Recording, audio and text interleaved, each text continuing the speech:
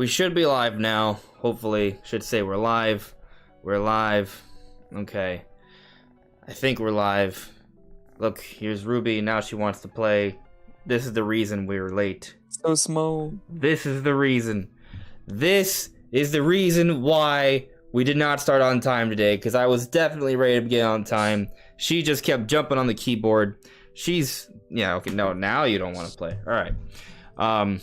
Welcome, everyone. This is on Just Restart. My camera is not center. Oh, well. It's close enough. Okay. Try about there. There we go. Close enough. Okay.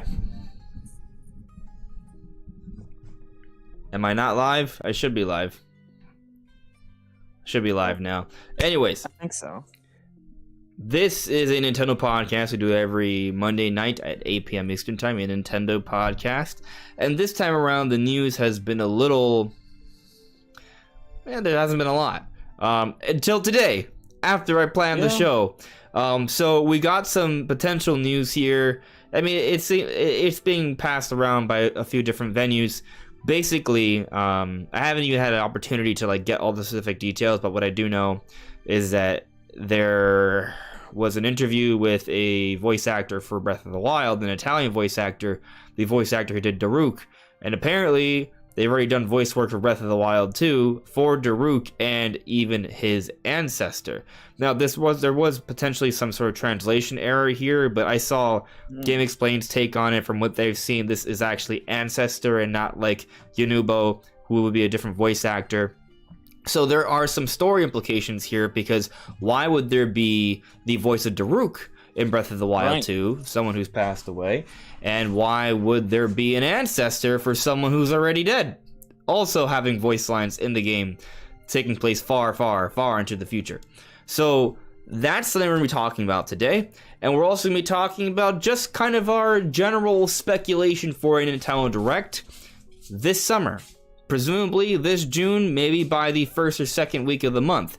Meaning, if that happens, if it's actually, kind of going according to the pattern we usually see for when we get that E3 Direct, we're about 5 weeks away. 4 to 5 weeks away. Only 5 weeks? I think Xbox already announced their plans. So, assuming Nintendo follows them, and it's just a couple days after them, then we could be looking at we're about 5 weeks away, assuming that that's the case. So we're going to be kind of talking about this potential Nintendo Direct that may or may not happen.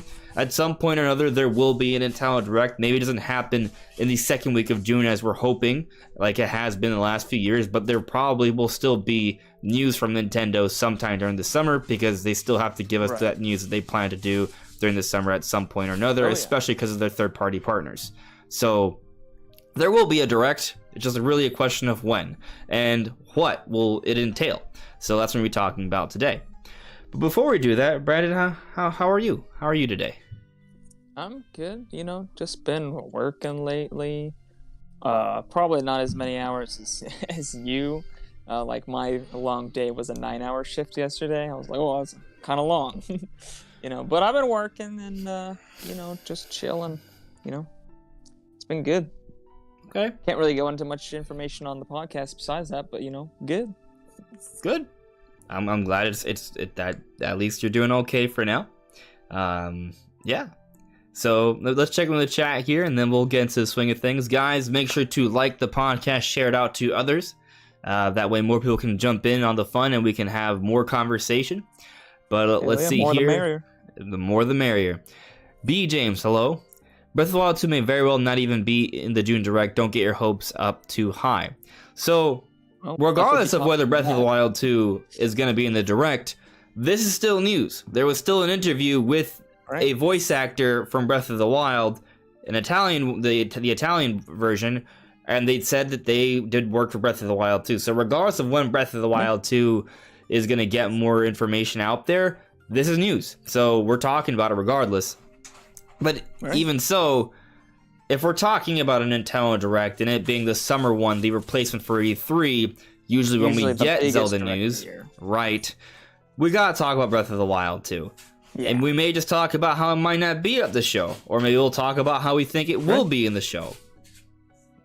We'll get to that. And I do Cover all think the that these potential story details, this story about the voice actor recording some lines, I do think that will carry some weight.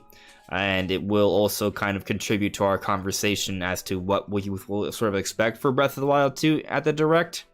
That, yeah, it's not the unconfirmed Direct that we don't know about yet. But, yeah, we'll see. Hello there, Natsu. How are you? DE Fox, hello. Divine Zenith, hello. Arturo, hello there. You hope Breath of the Wild 2 in a new 3D Mario game for a June Direct. Oh, ambitious. Ambitious, not impossible. But possible. Yeah, it's definitely possible. I'm not expecting to see both of those things. I do think both are in the works. We know Breath of the Wild 2 is in the works, obviously.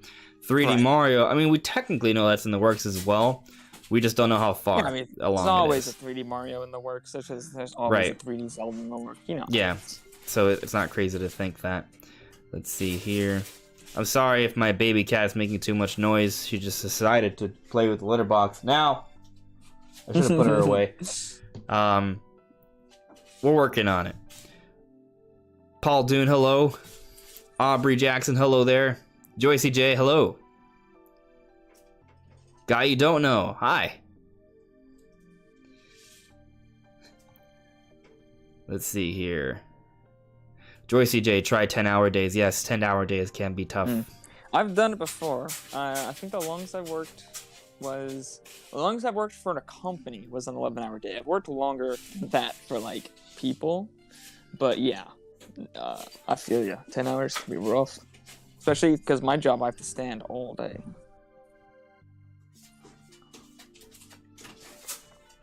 She keeps making noise. It's bothering me. I'm just waiting for her to stop. I'm sorry, guys. I didn't think she was gonna make this much noise. She was being quiet, a quiet angel until just now. So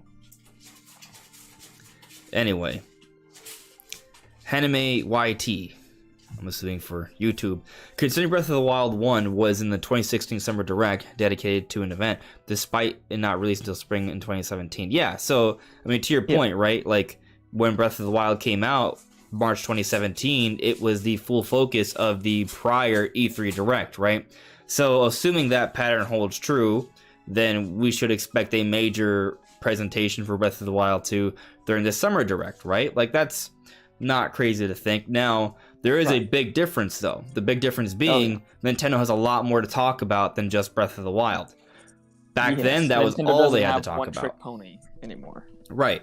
So, you know, what else could they talk about? Well, they're going to talk about Xenoblade Chronicles 3. They're going to talk about Splatoon 3. They probably couldn't... Well, this kind of dives into our discussion, right? Like, there may be some more announcements for Mario Strikers, for Fire Emblem 3 Hopes, Warriors version. They may have an update on Switch Sports. They may have an update on Kirby and the Forgotten Land. There could be new announcements, obviously. Bayonetta 3. Right, where's Bayonetta 3? What about Mario Rabbids Sparks of Hope? Pokemon Scarlet and Violet may have a mention there as well.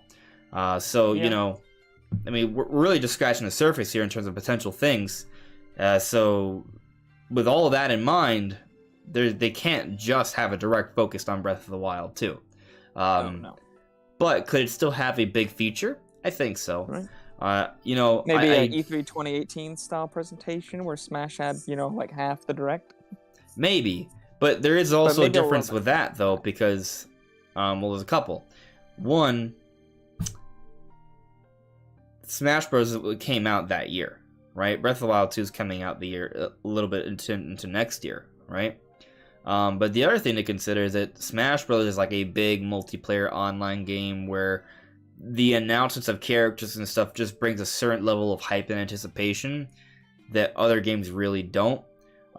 So, granted, I mean, Nintendo was able to have a full entire E3 of just Breath of the Wild, right? So, you know, if there's any game that could take up as large of a slot as Smash Brothers, it probably would be the sequel to Breath of the Wild. The sequel to the game that took an entire E3, yeah. Right. So, you know, it probably could from that angle for sure, but, you know, I'm just simply bringing up that Smash is a special beast, right?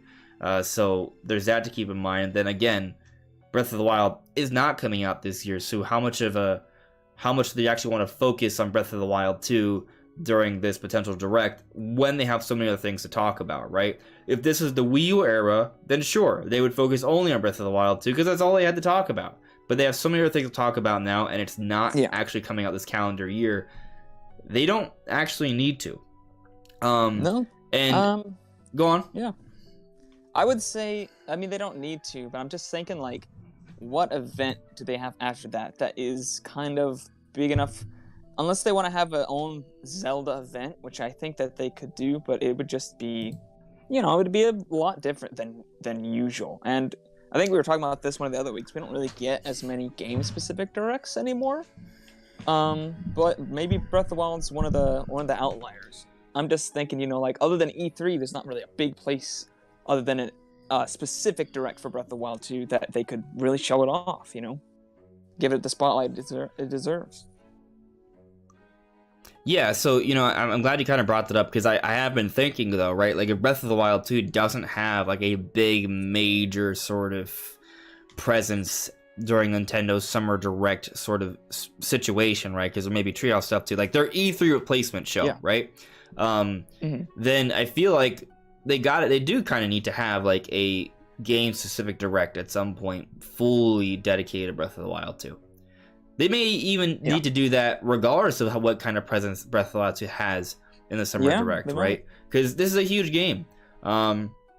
It's something they could sell on the level of Breath of the Wild, or a Splatoon, or an Animal Crossing, or a Mario Kart. The kinds of games that have all gone game-specific directs.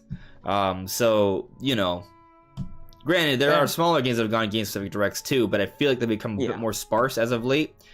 Breath of the Wild 2, though, is the kind of game that I could see still getting it, though. Yeah. I do think, though, if they do a big coverage, not the whole show, maybe not even half, but, like a good part of the show, and then some Treehouse footage, for their E3 replacement event. Show it again in September, show it again at the Game Awards, show it again in their February Direct, and, you've shown it like 3 or 4 times in major events. You don't really need maybe a dedicated event. Yeah, I feel like maybe that's a better way to do it than just having a dedicated event where you just throw all this information at once on everybody. Space it out a bit. Give us the hype. Every single time they mention Breath of the Wild, it just slams the headlines. So, why not capitalize on that as well? Yeah. They could just have multiple events throughout the year, like you said. That there's a number of ways they could sort of handle showing off Breath of the Wild too. But we'll come back to this. I kind of want to continue on with the chat here.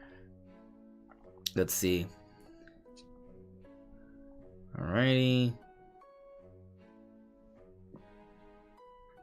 Too good for YouTube. When Nintendo doesn't show a lot of Breath of the Wild 2 this year, they could plan an early direct after the holidays for Breath of the Wild 2, plus a new Switch model. Don't show it before Christmas to keep the sales numbers high.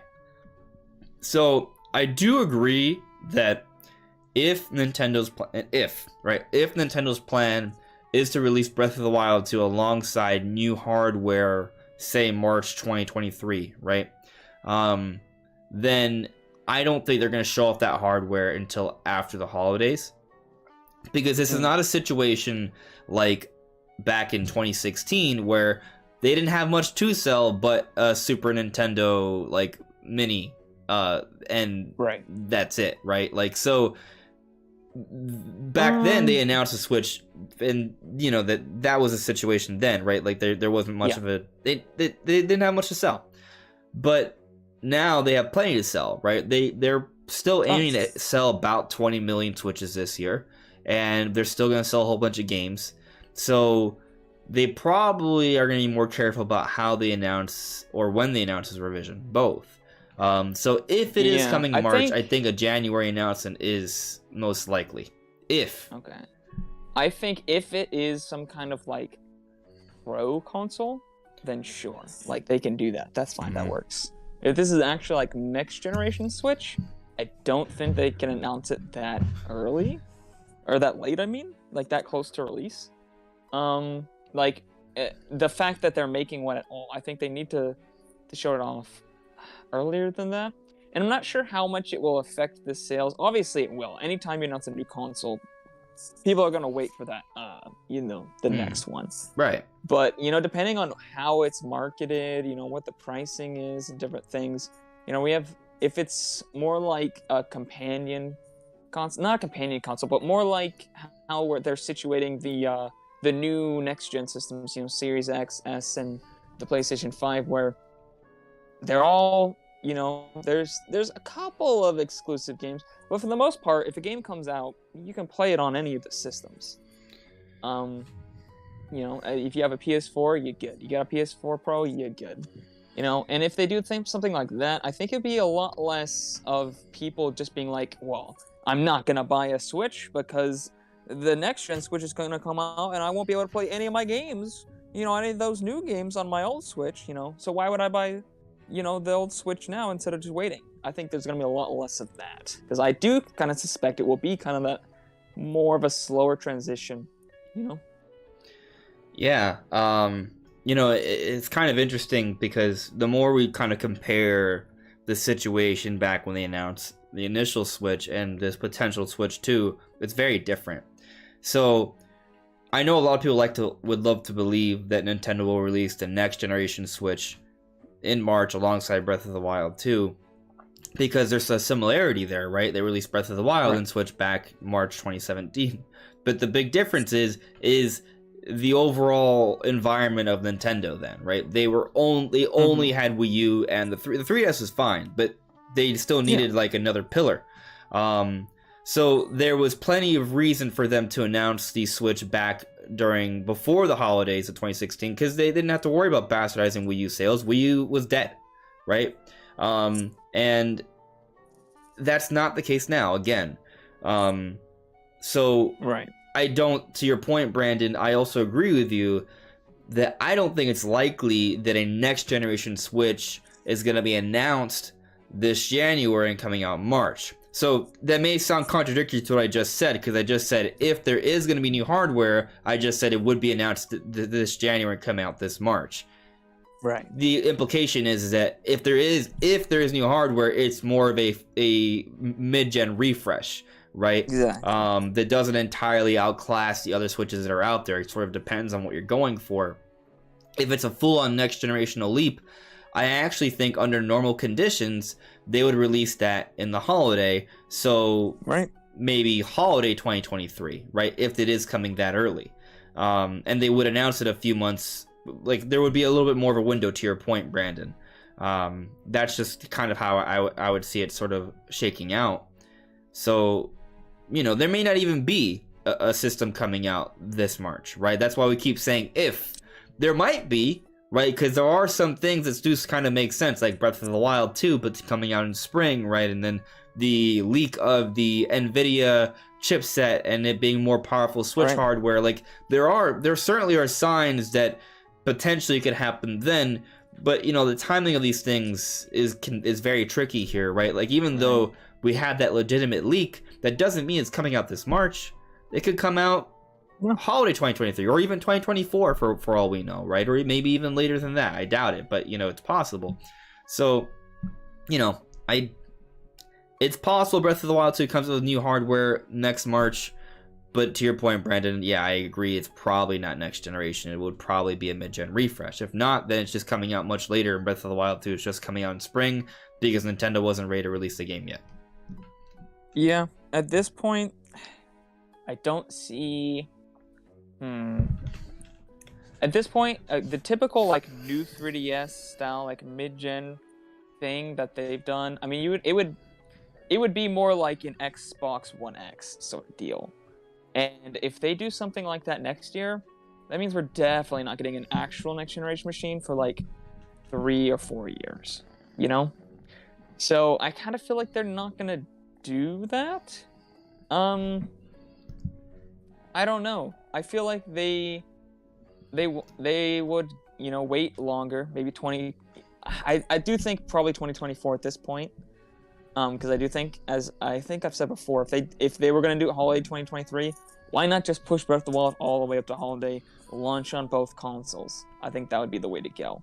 At this point, I feel like we're just going to have to wait till 2024 when Nintendo's good and ready, the chip shortage is well out of like being an issue, and hardware is cheap enough that they can get it out at the price they want while getting a substantial upgrade. Because the hardware from the NVIDIA leak was pretty like cutting edge stuff. So, you know, at this point I kind of just see them waiting until 2024.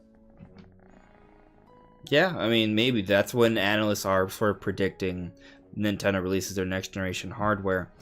But, you know, something else to consider that is a point for the other side is that because with this news of the story details for Breath of the Wild 2, it means that voice work has already been done or is in the process of being done for Breath of the Wild 2. And I would say, now I don't have like a full-on list of every single big game that Nintendo has made in terms of when they record the audio and all the voice work versus when it releases, but I'm under the impression that it usually happens within the last 6 months. So, and I could be mistaken on that, right? But last I checked, it usually happens pretty early on. I mean, like not early on, the opposite. Like I would say, yeah, like the last 6 months to the last year of the project. Right. So I would say if they're getting the voice work done now, that seems pretty early. If it's coming out this March, I would have expected the voice work to be done a few months later into this year. But again, I don't have a full-on list. That's just what I've heard from some projects, right? Maybe I'm a little off on that. The voice work could have been scheduled to be in line with a holiday release of this year, and the delay, you know, changed that. So they still recorded the lines at the same time, but the game's coming out later. That's a really good point. I feel like that's the truth. And it sort of begs the question, what is it then that is causing the delay, though, right? Which is why I brought it up as a counter argument. Because if the voice work's being done now, that does imply a lot of the game is done. Now, maybe there are portions of the game that don't really affect the voice work, right? Like, so they already know what they're doing with stories. This is more about getting, like, maybe polish or just certain elements of or debugging. You know, there's certain things that can be done that wouldn't impact when they schedule the recordings, right? Like, so it could be that, but it also could be possible that Nintendo was going to be done with this game by the holiday, and they're actually sitting on it because they're waiting for a better time to release it for whatever it is that they're sort of planning in terms of their marketing, right? And this kind of goes back to a point we made, and I made like a video or two about it beforehand. If you look at the update, they don't specifically say that the reason why the game is coming out this spring is because they had to delay it because they were having development troubles or they needed more work to develop the game. That's perhaps implied, but it's never specifically stated. So they basically just said, hey, we decided that it would be best to push up the game's release to spring. What was it that made them decide that? Could it just be polish, debugging, adding a few extra gameplay elements? Potentially, right? And that is something that I think is a likelihood. But there's also a possibility that maybe they are sort of saving it and still doing some work on in the meanwhile, maybe performance and things of that nature, but they want to come out for spring because it makes more sense for them from a marketing perspective.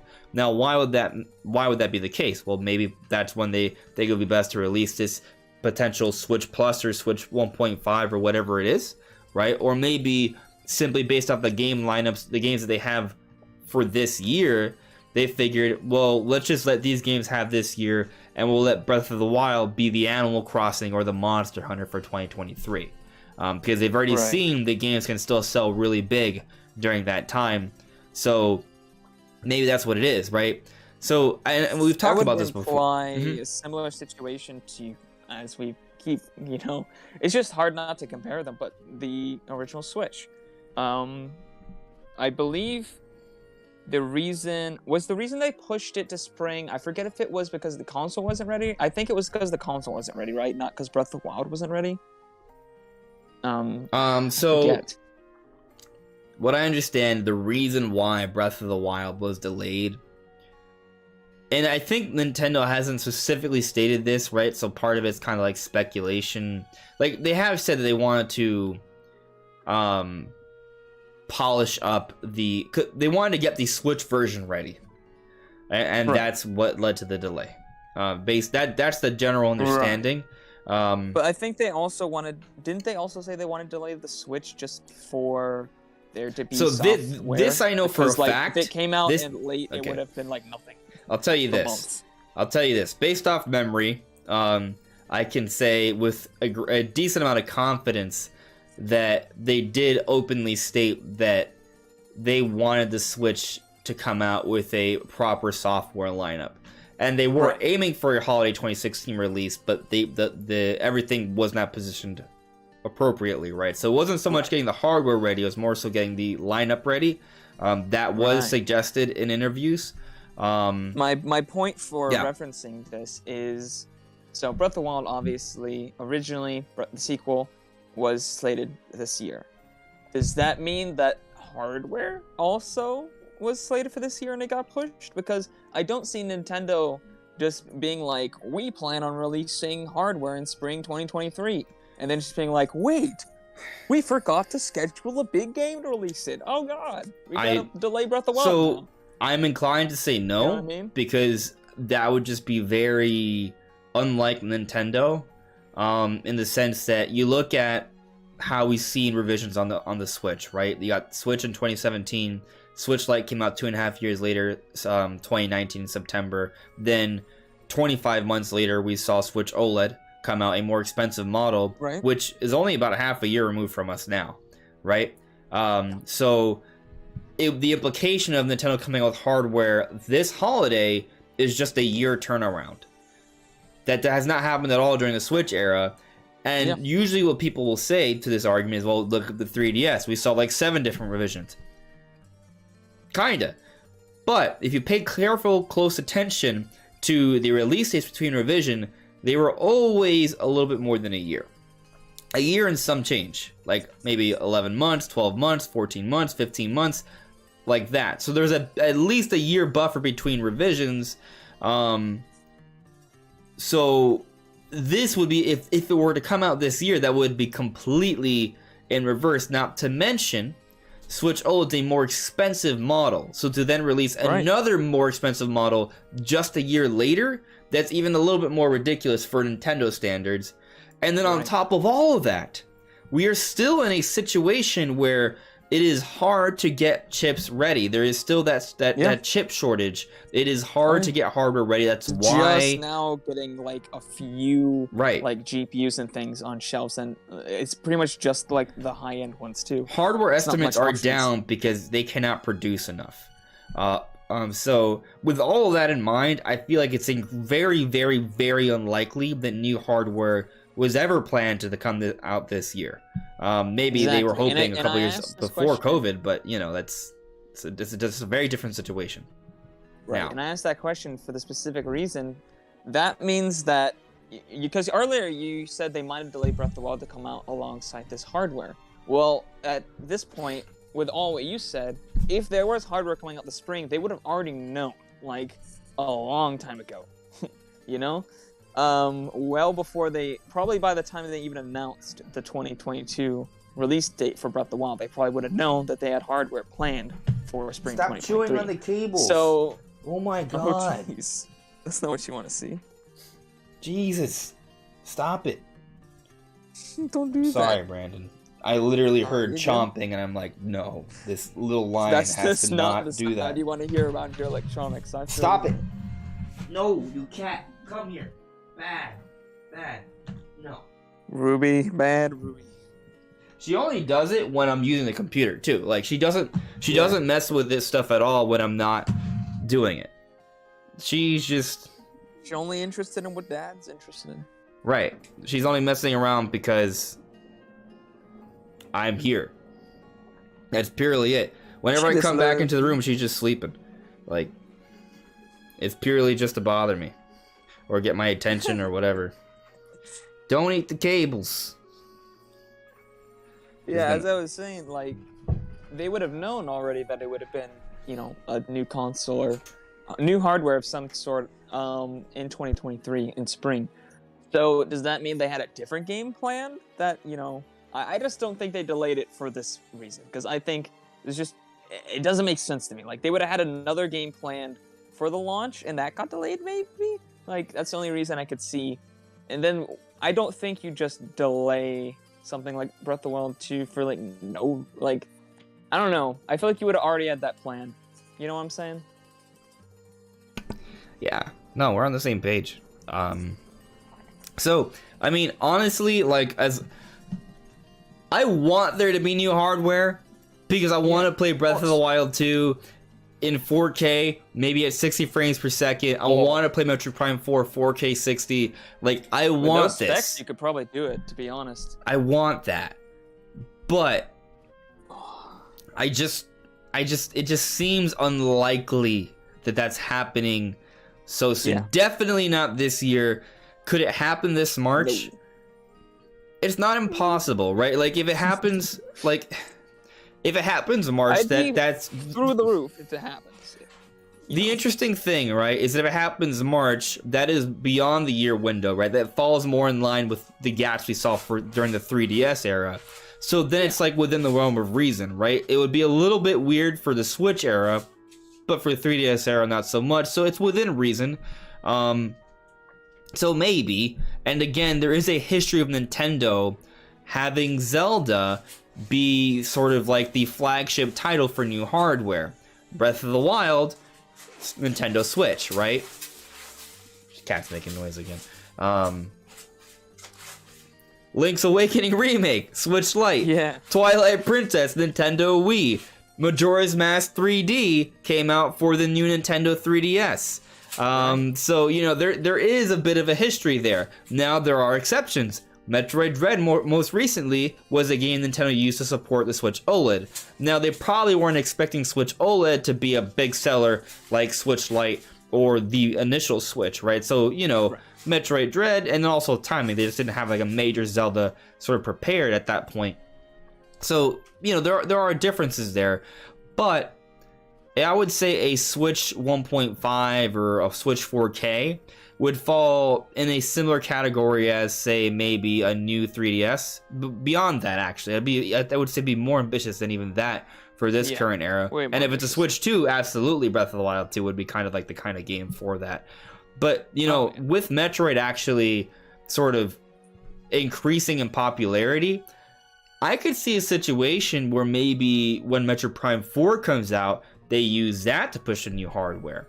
Right? We also haven't seen, as you know, people bringing up, if we might see the new 3D Mario this June.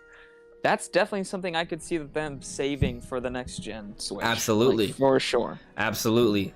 That's why I think we're kind of at. Another thing to point out, the Mario movie has been delayed. So, you know, I think that actually brings... I didn't expect a major 3D Mario to come out this year, but next year, I think there's a decent chance. And with the Mario movie now coming out next year, those things are a little bit closer. So that's something else to consider, and it does impact my sort of like E3 expectations to some extent here. Now, this isn't the full-on E3 predictions podcast yet. That'll happen later on, a few weeks from now. This is more of a... when we actually like get the information of what's going down. Yeah, this is more of the...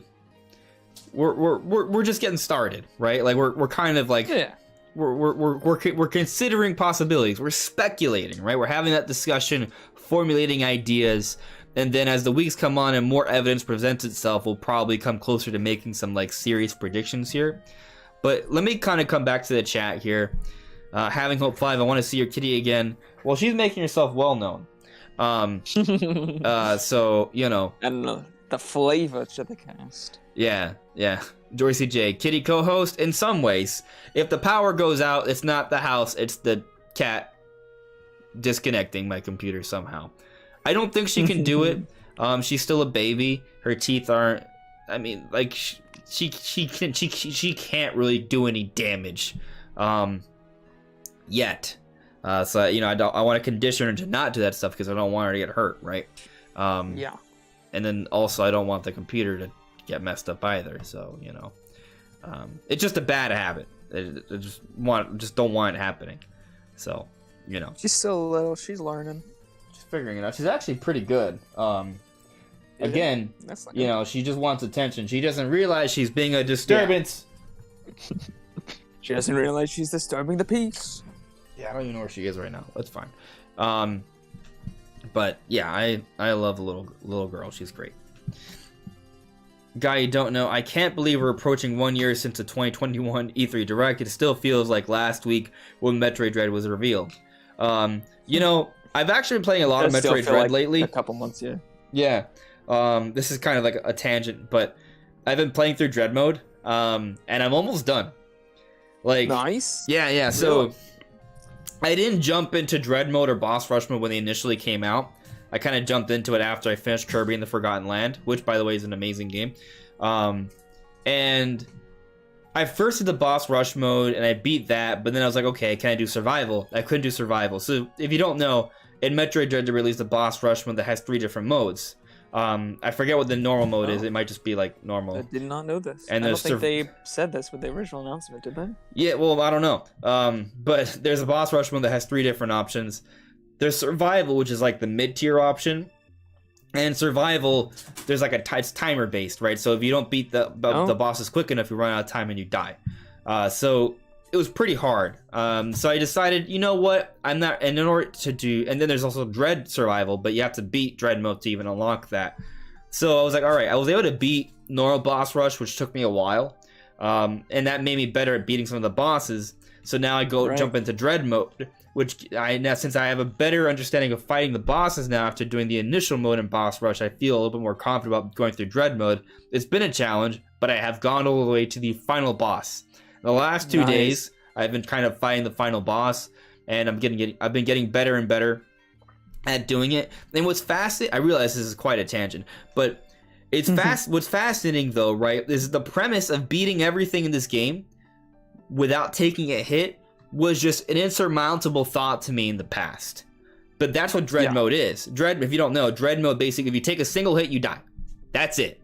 So there are bosses where you're like, there's no way I can survive. I just have to sponge damage in order to get through this. Now, I'm playing so I can't get touched. Right? So if I get touched just once in a 15-minute battle, I lose. But so if I were to go back to play normal or hard mode, it's just easy. It's like, oh, I got hit once. I usually don't get hit at all. So like, getting good at Dread mode makes the rest of the game incredibly easy. So now I feel like once I beat Dread mode, I'll actually probably be pretty good at fighting the bosses. So I'll probably do a better job of getting through Survival, and then I'll move on to Dread Boss Rush, which is pretty much something I've already done. Just I would have to do it consecutively with each boss, which will just require me polishing up my skills just a little bit more. Anyway, sorry for the tangent. I love Metroid Dread. It's great. And I do kind of expect more Metroid news to come in the not so distant future. It was cool though. I didn't know there were different modes for the boss rush. Yeah, it's pretty cool. I like it. Like I know some people are a little down on the DLC for Metroid Dread, but they were free updates. Yeah, it's free. And I kind of talked about this before they made the announcement. I talked about, it's like, hey, look, if we're gonna get DLC for Metroid Dread, it's either gonna be paid or free. If it's free, that means there's another Metroid game coming out this year. Metroid Prime Remake is what I believe. And if it's paid, well, that's the kind of the Metroid content for this year, right? So because they didn't announce any paid DLC, maybe they could announce that at E3, but I don't think they will, because we already had this decent free DLC they announced during the previous Direct. And I think it's really just setting up sort of like a Metroid Dread awareness, so that can lead into the potential success for the next Metroid announcement, which I think will be a Metroid Prime Remake announcement or remaster announcement at this year's E3. You don't market Dread that hard just to give it free DLC and then not release anything this year. You know what I'm saying? Like, some people might argue that Metroid Dread doesn't have enough sales to warrant paid DLC. But to that, I'll say, well, it's actually already sold better than Fire Emblem 3 Houses and Xenoblade Chronicles 2. Both considered successful games. Every other Metroid game ever. Right, but the difference is those Metroid games didn't have paid DLC, right? But they also didn't come out at a time when Nintendo did that. Metroid Dread has proven that it's the kind of game Nintendo would give paid DLC. I think the reason they're not doing it is because they have other plans in place, and, Mercury Steam's probably moving on to something else, right? But if they had no other Metroid plans in place, I think they would have had Mercury Steam focus on some paid DLC content beyond the free stuff. Oh, yeah. Yeah. Yeah. I think they're just doing a big Metroid push. I think we just haven't seen what's the Metroid thing for this year because they're gonna show it off probably in this, direct we're talking about. Just like they did with Dread and just released it a few months later. Yeah. So I see we have Probably about 60-ish people watching right now, which is pretty good. Numbers have been a little bit down lately. It's like a little bit of a down season. But if we could get to 100, that would be nice. pretty sick. It's been a while since that many people have been watching at a time. So if we can get there, they're pretty cool. So like the podcast, guys. Share it out to those you think will be interested. But yeah, News has been slower, but we appreciate all you guys coming and hanging out. I mean, it's fun regardless. Is why we do it, right? Oh, yeah. Always a good time. Otherwise, I wouldn't be here. Right. You think I'd be here if I didn't enjoy this? Some people might. But, moving on with the chat, though. Let's see here. Yeah, we're not that far off from when we're getting the next big news. That is, I mean, literally like a week or so ago, we got like a mini direct with Splatoon 3 and Xenoblade Chronicles 3 news. Yeah, that was crazy. Jean-Carl Adamy, localization voice work is done during the final stages of development of a game. Right. Yep. I mean, it has to be. You have to be at the point to where you have the lines pretty much done. You don't want to re-record anything. You don't want to bring in, multiple sessions if you don't have to. You need to know what you're doing with the cutscenes, right? Yeah. Now you maybe need the full direction of what you want the character to sound like and all that kind of stuff. All the different moods you need for every single scene. There's just so much planning that's so meticulous for every single how the direction of the scene goes, and you really just can't change it at the last second.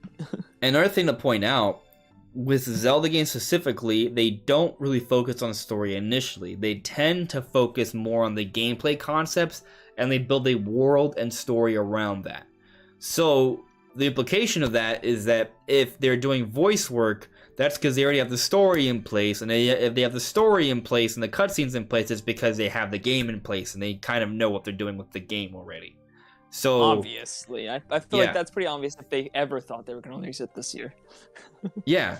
So the game's very far along, and again, I think if the voice work's happening now, and at the very least, I feel like it strengthens the notion that when they say spring 2023, they really mean March 2023. Because there is room for, technically, spring can mean the beginning of June. Technically. Right. So, I don't think that. If you look at most of these spring releases for Nintendo, when they give it that spring timing, the year beforehand, it's usually because they mean March to close out the fiscal year. Kirby, Animal Crossing, Monster Hunter, the list goes there's a few other ones, but you get my point here. So, it strengthens that confidence at least, but it does also make me wonder, is Nintendo kind of sitting on this game for other reasons? Which is kind of going back to what we discussed earlier, but, we'll put a lid on it for now. But just keep that in mind that, it may be the case that Nintendo is sitting on this game to some extent. Maybe. I see we have a super chat here. Let's see. Taker610, thank you very much for the $5 super chat, Taker. I really appreciate it. Do you guys think another Age of Calamity could happen, seeing we're getting a second Fire Emblem Warriors game? Perhaps one based around Breath of the Wild 2 events. I think that's a fantastic point. You wouldn't have thought... Well, okay. I'm not sure, right? Because technically, Age of Calamity is the second Warriors game for Zelda already, right? Yeah. So if we saw a third Fire Emblem Warriors game, then I would say, wait, maybe they might do another Warriors trilogy for Zelda as well. So right. I'm not sure on that, right? Because we got Hyrule Warriors beforehand, back on Wii U, and then they had the Definitive Edition, and they also had a 3DS version. Like, they re-released Hyrule Warriors a few different times with some additional content both times. So there was that, and then there was Age of Calamity, and then we had a Fire Emblem Warriors that came out, I want to say 2017? Right, it was the Switch launch year. I think so, yeah. Yeah. I'll confirm. It could have been 2018, but it was somewhere. That was Hyrule Warriors Definitive Edition. Oh, okay. Okay, I Google searched Yeah, Fire Warriors. Apparently, there's a board game thing. Nice. Fire Emblem Warriors. It came out September 28, 2017. So, you know. Yeah, I think we already had the more generic, like General Zelda one, and then we got the more focused single game one. And that's kind of what we were seeing with Fire Emblem, where the general Fire Emblem one, now we have the Three Houses based one. Honestly, go on, sorry. I'm just saying, like, I do think that they could come out with another one, because I don't think it would happen for another, 2 or 3 years. So by then, probably the next generation console will be out, and I think there's a lot they can do with the Warriors concept on much more powerful hardware, because we're already seeing a lot of limitations with Age of Calamity. The frame rate on that's not very good a lot of the time, and the image quality can be kind of low too. But it, still looks beautiful, still looks great. But I think there's a lot more they can do with that concept. They could even do an Age of Calamity Definitive Edition. Maybe add a little bit more content, include the paid DLC, and then spruce up the visuals and the performance for maybe Switch 2. It does depend on what happens in Breath of the Wild 2, for sure. Like, the story of that game could have a number of implications, not just for a spin-off like the Warriors series, but also will there be another Breath of the Wild style game after that? Like, will it be the same art style? But I'll tell you that I do think I don't think we've seen the end of Zelda Warrior games. I think it's something that's proven to be successful. Age of Calamity is literally the most successful Muso game of all time. So Muso as in Warriors. So I don't think we're done, right? And actually, you could argue that this Fire Emblem Warriors game is evidence to that. They're like, oh well, this is successful. We should do more of this. So I think maybe with the next iteration of Zelda, so once we move on from the Breath of the Wild style, that's going to be like a big potential option for the Warriors series. So maybe not a Warriors game based off Breath of the Wild 2, but a Warriors game based off next generation Zelda, which would come out after Breath of the Wild 2. That would give them much more reason to make a new game instead of just... Because I do think I like your idea they could come out with just an Age of Calamity Definitive Edition, and then come out with the next Zelda, and then after that come out with a Warriors game based off of that. Because with Age of Calamity, there was a lot of people who really wanted to see the events and play through the events of what happened 100 years before Breath of the Wild. There was actual big demand for that. There was a reason for that game to come out and to tell its story. Whereas we don't know what's happening with Breath of the Wild 2. We don't know if there will be any big, major unanswered questions where, we want an entire game focused around telling that story.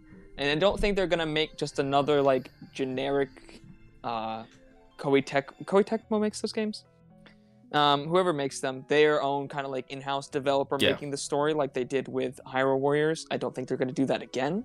So it would need to be something that they haven't told in Breath of the Wild 2 that needs its own story. So we don't know if there's anything like that it will exist in the second game. So if there is, then sure, they might do it. But if not, I could definitely, I see them releasing just a definitive version of Age of Calamity, and then waiting for the next Zelda and doing a new one in that new style. Yeah. But I will say, though, right, it doesn't just have to be Zelda or Fire Emblem. There are other options. Right. I think the most likely option beyond those is Xenoblade. Mario would... Yeah, Xenoblade. I think we should stick to the Mario Rabbids for the Mario spin-off that's made by a third-party developer. And I think we're good on the amount of Mario spin-offs that exist. Xenoblade, I think, is a good candidate. Is Xenoblade Chronicles... Yeah. Well, one, based off the success of Fire Emblem, I don't think Xenoblade's that far off to sort of warrant the Warriors game. If they think Fire Emblem's popular enough to warrant the Warriors spin-offs, then Xenoblade's not too far off already. But I also think Xenoblade Chronicles 3 has a huge opportunity to take the series to even greater heights. Perhaps even surpassing Fire Emblem sales, which again, they're neck and neck. Fire Emblem is ahead, but not by a significant margin. So if Xenoblade ends up selling, say, 4 million or 5 million, which would be more than Fire Emblem Three Houses, then, even more reason to follow that up with a spin-off. And the Xenoblade series is a really good fit for the Warrior style game, because the games are basically they are wars as well. There are varying factions. There are a number of characters. They use all sorts of cool sort of blades and guns and things of that nature. So there's tons of moveset options. The setting's all there. You know, they could absolutely do it. Like, yeah, it's just as suiting as Fire Emblem and Zelda, if not more so. So, you know, I can see it happening. I would enjoy that. Honestly, if 5 years from now we don't see a Xenoblade Warriors game, I'll be surprised. Yeah. Now, I probably won't remember me saying this 5 years from now, but, you know, for those time travelers out there, I'm saying it now. For the people watching this podcast 5 years in the future, why? Is there a Xenoblade Warriors? Question. Yeah. Why? Yeah. Did you let me know in the comments below. Yeah. So there's actually another super chat here from Taker610. I was just asking. Yeah. Oh no, yeah, go ahead. Yeah. Go ahead. So thank you for the additional $2 super chat, Taker. Very much appreciated. Taker asks, do we know when Nintendo announces Q1 results? I don't know. I know it's like within a week or two. Somebody does. I know it's happening soon. I just don't remember the exact day, but it is coming out in less than 2 weeks. Q1 results probably come up in a Google search. Yeah, it's happening soon.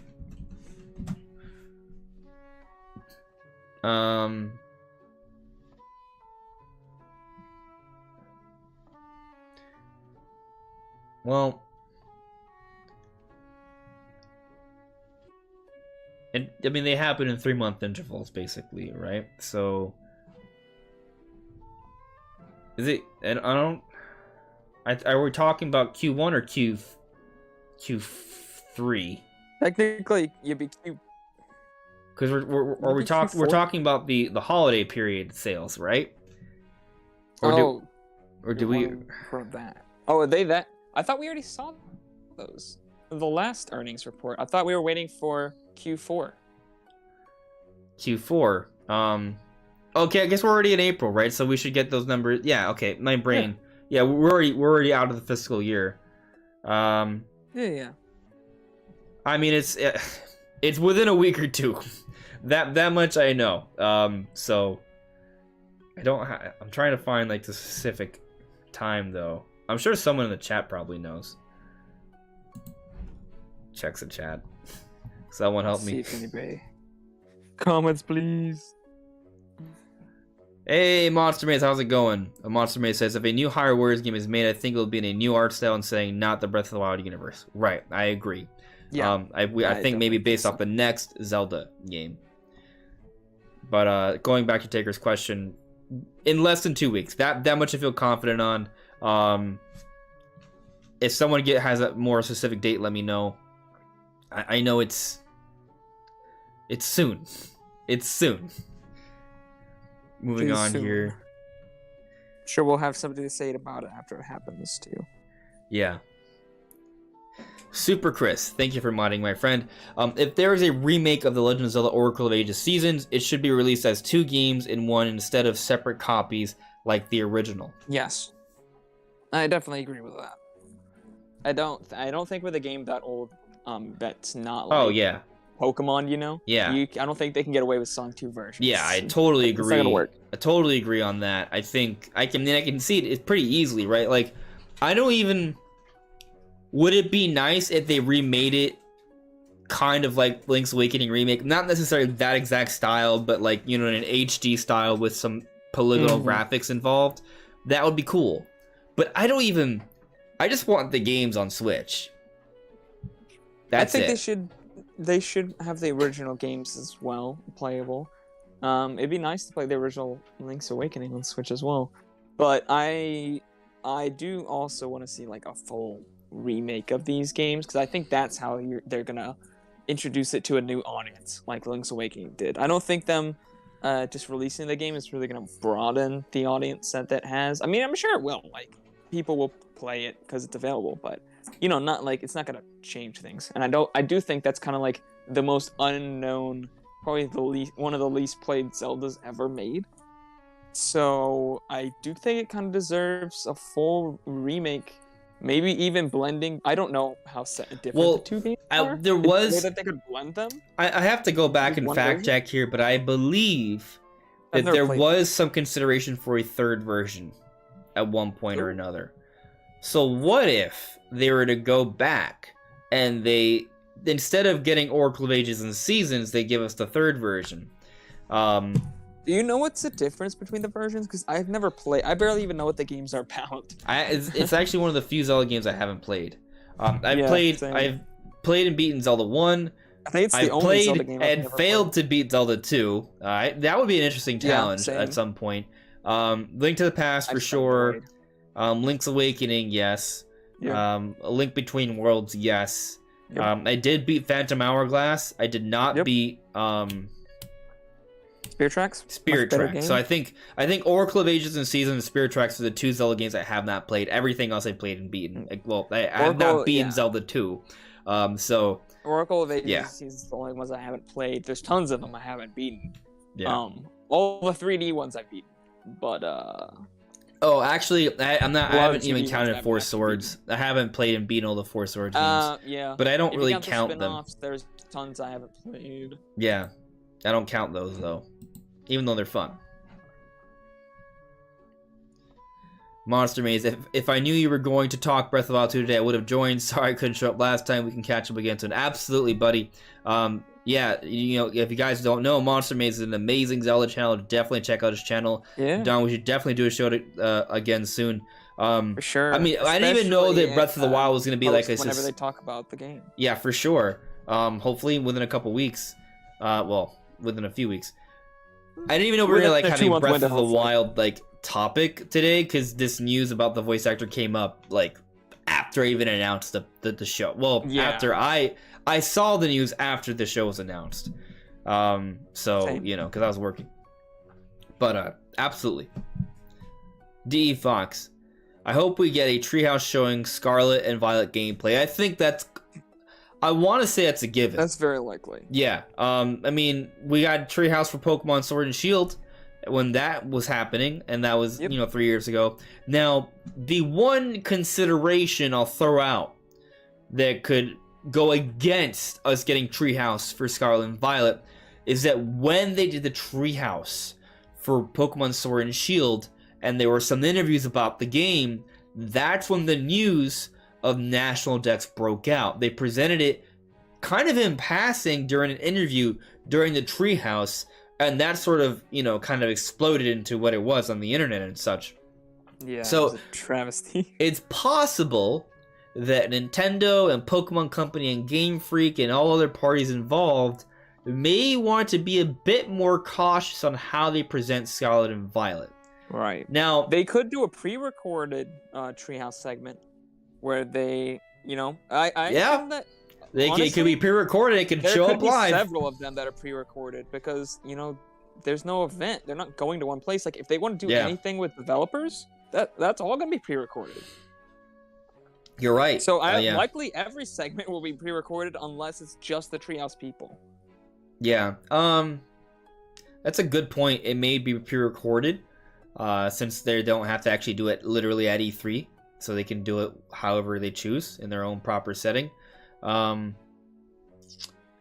I bring this up, but I'm not sure they even care, because like Pokemon Sword and Shield sold anyways. It performed very well. Legends Arceus is performing incredibly well. Really down, like all their games are selling really, really well. Pokemon's selling better than it ever has, right? Like maybe not. I don't think we've had the best selling Pokemon game yet, but each one that is coming out is one of the best selling games yet, and they're all coming out like right after each other. So Pokemon sales are better than ever. We're still not getting complete decks in the next game, Scarlet and Violet. Yeah, isn't that already confirmed? We're not getting the full decks, which I personally think is a good thing. By the way, not hating on it or anything. No, I don't think it is. Yeah, I don't think so. But also Scarlet and Violet, things we looked upon more fondly because people are going to see it as a far more ambitious game than Sword and Shield. Yeah, the Pokemon themselves look a lot nicer. Yeah, it's showing substantial improvements there, right? So we're going to see an even more polished version than what we saw early on in the year. So it's going to be It's gonna look good. And there may even be like some sort of news on it before Nintendo has their own presentation, because that's kind of how it usually happens with this sort of thing. But regardless, I do think there will be a treehouse during Nintendo's sort of plan, whenever that is. So I think that'll happen, and I think ultimately, there's not gonna be too much concern about the National Dex situation, because that band-aid has already been ripped off. They've made their decision. They're going in this direction, and they're not going back. But they are focusing on improving their games moving forward. So, I think it's going to be fine. And then to your point, Brandon, it could be pre-recorded, so they can be more cautious about what they say and how they say it. But for most likely, yes, I expect Scarlet and Violet to be at the treehouse. I just wanted to kind of talk about the different angles there. But, actually, I think now is a good time to actually kind of jump into that. Well, should we go into the direct speculation, or should we kind of focus on the Breath of the Wild 2 story situation first? I mean, I feel like we definitely kind of have touched angles on the story stuff, but we haven't really kind of like done direct. Let's dive into that. Okay.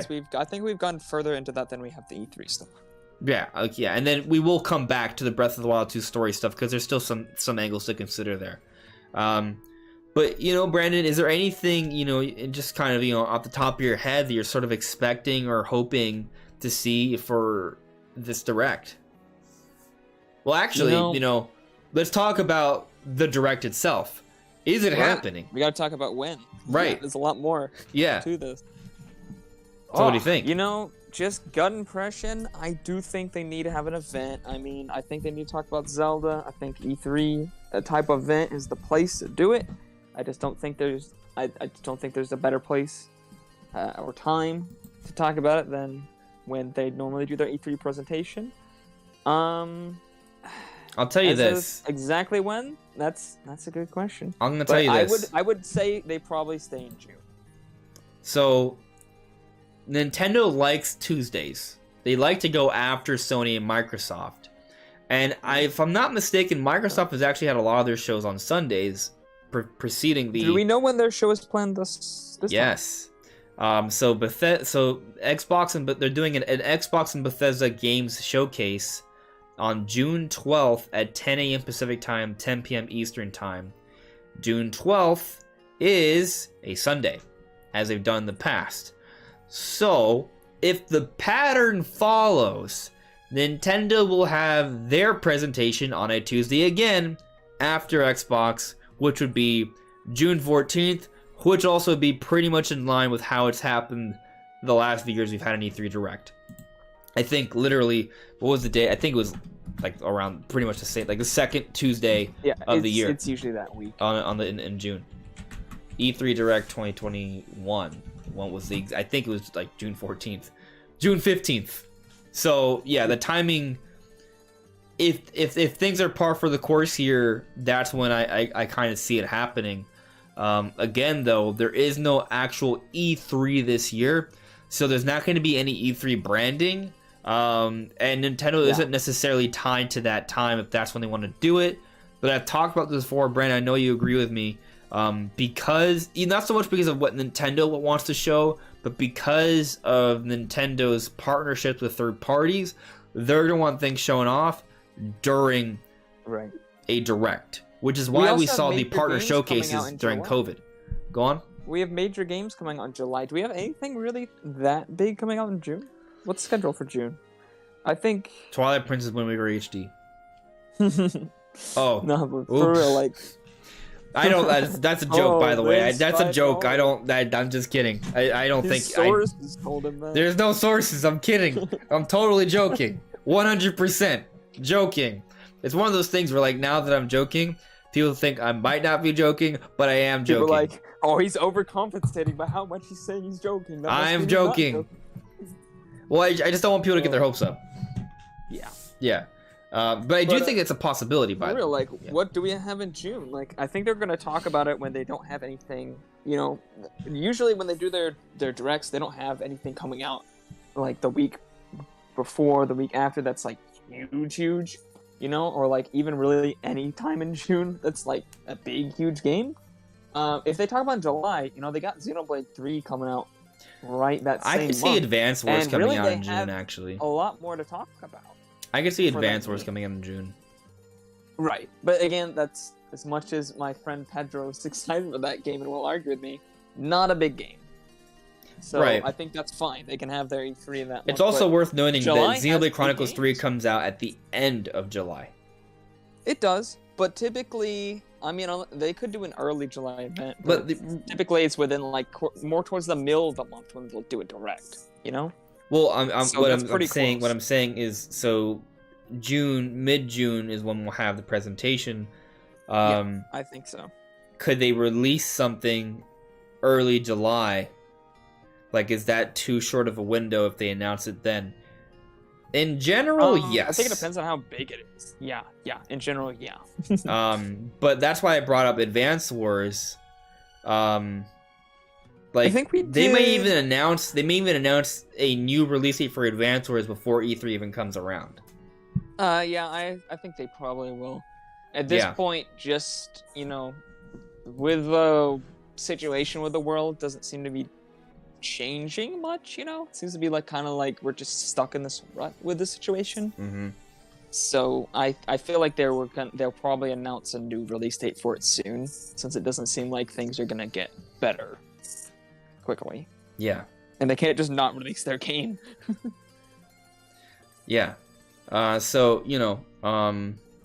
yeah, I have a hard time believing they're just gonna sit on it for indefinitely. I think they got to release it. It's tricky because when do you do it, right? But it's not. I don't think they're gonna delay it for years perpetually. I think it's gonna come out this year at some point, and it's not gonna be safe for Christmas. Well, it was actually initially I do planned think it for will December be last pretty year. So soon. yeah, I wouldn't be too surprised if you're correct with that guess, I guess. Yeah. And it comes out in June. Yeah. So I wouldn't be shocked. That's a fair thing to. And if it does come out in June, there yeah. is the Nintendo could show it off during the Treehouse. Give it a little bit more spotlight. There. Yeah. Take advantage of the yeah. fact that it's been delayed so much, and give it more chance to capture a few more people. Yeah. It got a Treehouse segment last year, so yeah. I mean, if it hasn't been released yet, they could do another one. Mm-hmm. Yeah, they could. So what about new announcements, right? So there is a hope that there is some sort of Zelda game that comes out this year. But the thing is, especially with this voice actor stuff, it strengthens the idea that Breath of the Wild 2 is coming out March 2023. So, because of the historical precedence of games coming out to close out the fiscal year, major games, especially when Nintendo just says kind of like the blanket spring thing, and because of this voice work thing, I feel like it's fair to assume Breath of the Wild 2 is coming out March. Not late spring, but early March. Or sometime March. So, even though we may be wrong, for the sake of discussion, let's just assume that's the case, okay? So if that is the case, wouldn't it be weird for Nintendo to release a whole other Zelda release months beforehand? Let's say they come out with a new 2D Zelda this October. Right. I don't see them doing that. Now, could they come out with maybe Oracle of Ages and Seasons on the eShop this September or this July or August, sometime then? That I can see. I could even see maybe the Twilight Princess of Wind Waker HD. Those are a bit more substantial in terms of length and probably asking price. But if they're coming out with at least a 6-month window, I can see it happening. And there is a key difference though between Twilight Princess and Wind Waker versus Skyward Sword. The key difference is Wind Waker and Twilight Princess have already been remastered. We're talking about ports of remasters, right? Skyward Sword just got its remaster treatment. So I think it's already, when it's ported over for a second time, and because of its age, I think there is a bit of devaluing there. And I'm not saying that they're not of value, but my point is, I could see Nintendo thinking, okay, we can come out with these. It could be about a 6-7 month window before the release of Breath of the Wild 2. They can come up even maybe together, for $60 or maybe $40 separately on the eShop, and Right. I can see that happening. But I would say 100%. If they release Yeah. both this year, they are not going to be $60 a piece. The only way they would do that is that they released one this year and one later. I don't think they're going to launch two Wii U ports. Well, for let me ask you a $60, question. like, If they right do next release to them each other at the separately, same time. which one do they pick? Probably Wind Waker and then Twilight Princess after, just because this is Really the because order of the game's timing. released. And yeah. I agree with that. That makes sense. It would be weird to do it the other way. It would be really weird. Although I kind of have been feeling Twilight Princess lately, because I didn't finish it on Wii U. But I think the reason I didn't finish on Wii U is I just don't think Twilight Princess has aged as gracefully as Wind Waker. So, Really? it's kind of like I don't think the graphics have in every aspect, but I do think the gameplay is really good now. I like it. I do prefer Wind Waker, mostly because of nostalgia, but honestly, like, Twilight Princess is really good. I would say the exploration Twilight Princess is not as good, but if you just play, like, the story, it's really good. The dungeons are great. Bosses are good, one addition they story is could great, do, atmosphere is lovely. the amiibo functionality, they could just, like, for example, the Blue Heart mode, they could just have that in the game, like, without having to use amiibo. I forget what that mode did. So be honest, Blue I didn't Heart use mode that. was just basically like double damage. Oh, okay. Yeah, it was like just like a harder mode, but not because of that'd be AI, great. just because of damage and life. Right. That'd be great to have just as an option. You don't need them for amiibo. Hero Bump mode. that So there was a stuff up hero to mode. 60 FPS, please. There was a hero mode that already made life sort of hard to find, I believe, and you would still take double damage. Blue Heart mode kind of compounds I think that. hero mode means you have to heal with potions. I think that's how it works in Wind Waker. I didn't play Twilight Princess and HD as Skyward much. Sword as well. So I'm assuming it's the same base, but I don't remember like 100%, but I think something it like to was. that effect. Point is, it would be nice if they added that amiibo functionality right into it without having to do It'd that. be great. Yeah. Because Twilight Princess is way too easy. Yeah, would Even be. as a kid, I didn't think the game was hard. No, And I suck at It's games. actually, honestly, it's my biggest gripe with Twilight Princess because I think it's awesome otherwise. And in my opinion, Twilight Princess has some of the best boss designs in the series. Yeah, But it's so fun. what sucks I though love is that you that fight first these dungeon. giant, epic bosses, and while externally they look like these incredible giant titan beasts, on the inside they're teddy bears. Like they're like no threat. So It's not even really that how much damage they do though. It's more like their attack patterns are just really easy to read. You can just move out of the way pretty much. or kill the enemy quick enough. to Which where is they why won't I would even be- hurt you. they probably won't do this, but I would love it if they were just go back and maybe just speed up you don't even have to make the AI smarter, just perhaps speed it up or something. Like I'm sure there's something they could do, some tweaks they could do just to make the fights a little harder. But they won't. Yeah. The best they could I'm sure they have probably access to, do like, is the add original Blue Heart source mode. code. Yeah, they could. Yeah, they but won't change the game fundamentally because there's a lot. There is a lot of work to that in balancing everything. Wind Waker So- does need some changes because Miiverse no longer exists. So right. So they and- could literally just strip that feature out and nobody would care. what if they were to just Like, it wouldn't change integrate? anything. Yeah, maybe they just strip it out. But the tingle bottles were kind of neat. They could I still honestly have like a just message turned the system. feature off. Well, thought it they was could still have a message system. It just wouldn't be on Miiverse. It would just be like random messages you Yeah. write in the game and it goes to other people. So some minor tweakers and they can get that to work to some extent. It wouldn't be that big of a deal either. Yeah, so I think that could happen. So I think we can. As far as new announcements, I think we both expect Prime remake or Yeah. some kind of Metroid thing. Yeah. So I'm Federation expecting that. Force HD, baby. I actually. Did you say? I said Federation Force HD, baby. Oh, okay. I Yeah, actually Federation Force, wouldn't let's go. hate that. I would be disappointed Nah, it'd be because I fine. would prefer Metroid Prime. But I think Federation Force on the Switch would actually be a lot better than it was on 3DS. Because Yeah. the internet connection is just better. Like every time I try to play Federation Force with a friend on 3DS, it would drop every single time. Every single time. So, It's just a better, more stable connection on Switch. Even if the Wi-Fi for whatever reason is wonky, you can use an Ethernet. So for that reason alone, I think it would be better. Yeah. So, and actually, Federation Force is not a bad game. It's just it came out. Heard, It's actually a good game. It just came out at a time where people were expecting something else. So it just has an aesthetic at all the wrong time. Right. It's really more about timing, and the aesthetic is not something that I think is deserving of the Metroid series, but it's not the worst thing in the world either. So it did make it easier to make on the 3DS hardware. So yeah, not exactly the strongest machines. Yeah. So I mean, like you said, we agree on the Metroid thing. But so we basically are talking about just old games getting repurposed here, right? Now I think the Metroid Prime remaster thing is actually going to be pretty impressive because supposedly Retro Studios has been working on this for a few years, right? I think if they throw a new lighting engine in that thing, just that alone will be like a Wind Waker HD type of improvement.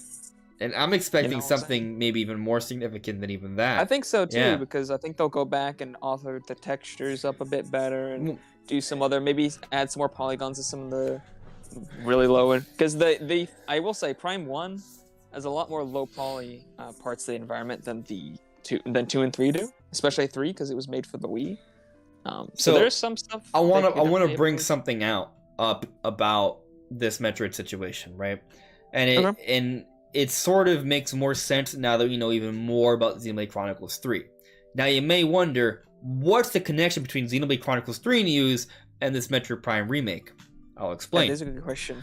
So, Imran Khan is someone who is an industry insider, and when the initial news broke that Metroid Prime 4 was getting restarted, he gave us some potential insight as to what was going on with that situation, on how they were developing with Bandai Namco in different parts of the world, and the separate, not fully cohesive, focused development wasn't really working too well for Prime 4, so Nintendo scrapped it, and they saw that Retro Studios had some sort of demo that they showed Nintendo, they liked it, and then they switched over to Retro Studios to make Prime 4.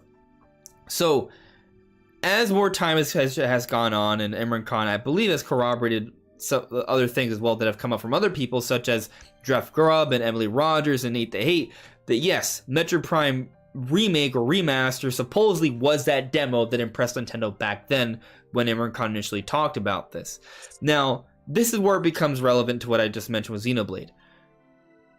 Recently, because you may doubt what Imran Khan has said, recently Imran Khan has been further validated. I never had any doubt because of this person's pedigree and history, but if you had some doubt, there is an article he came out with last year talking about how Nintendo had a major plan for a Xenoblade game, a Xenoblade Chronicles 3 game, that was supposed to come out last year. It was going to be a big, full, ambitious effort, and the character Melia, or the voice actor for Melia, was going to be involved with, and it would be a sequel to Xenoblade Chronicles 2. So what was fascinating about that time, and it was implying that the worlds are going to be converged because Melia is from Xenoblade Chronicles 1, but he was talking about how it was a sequel for Xenoblade Chronicles 2.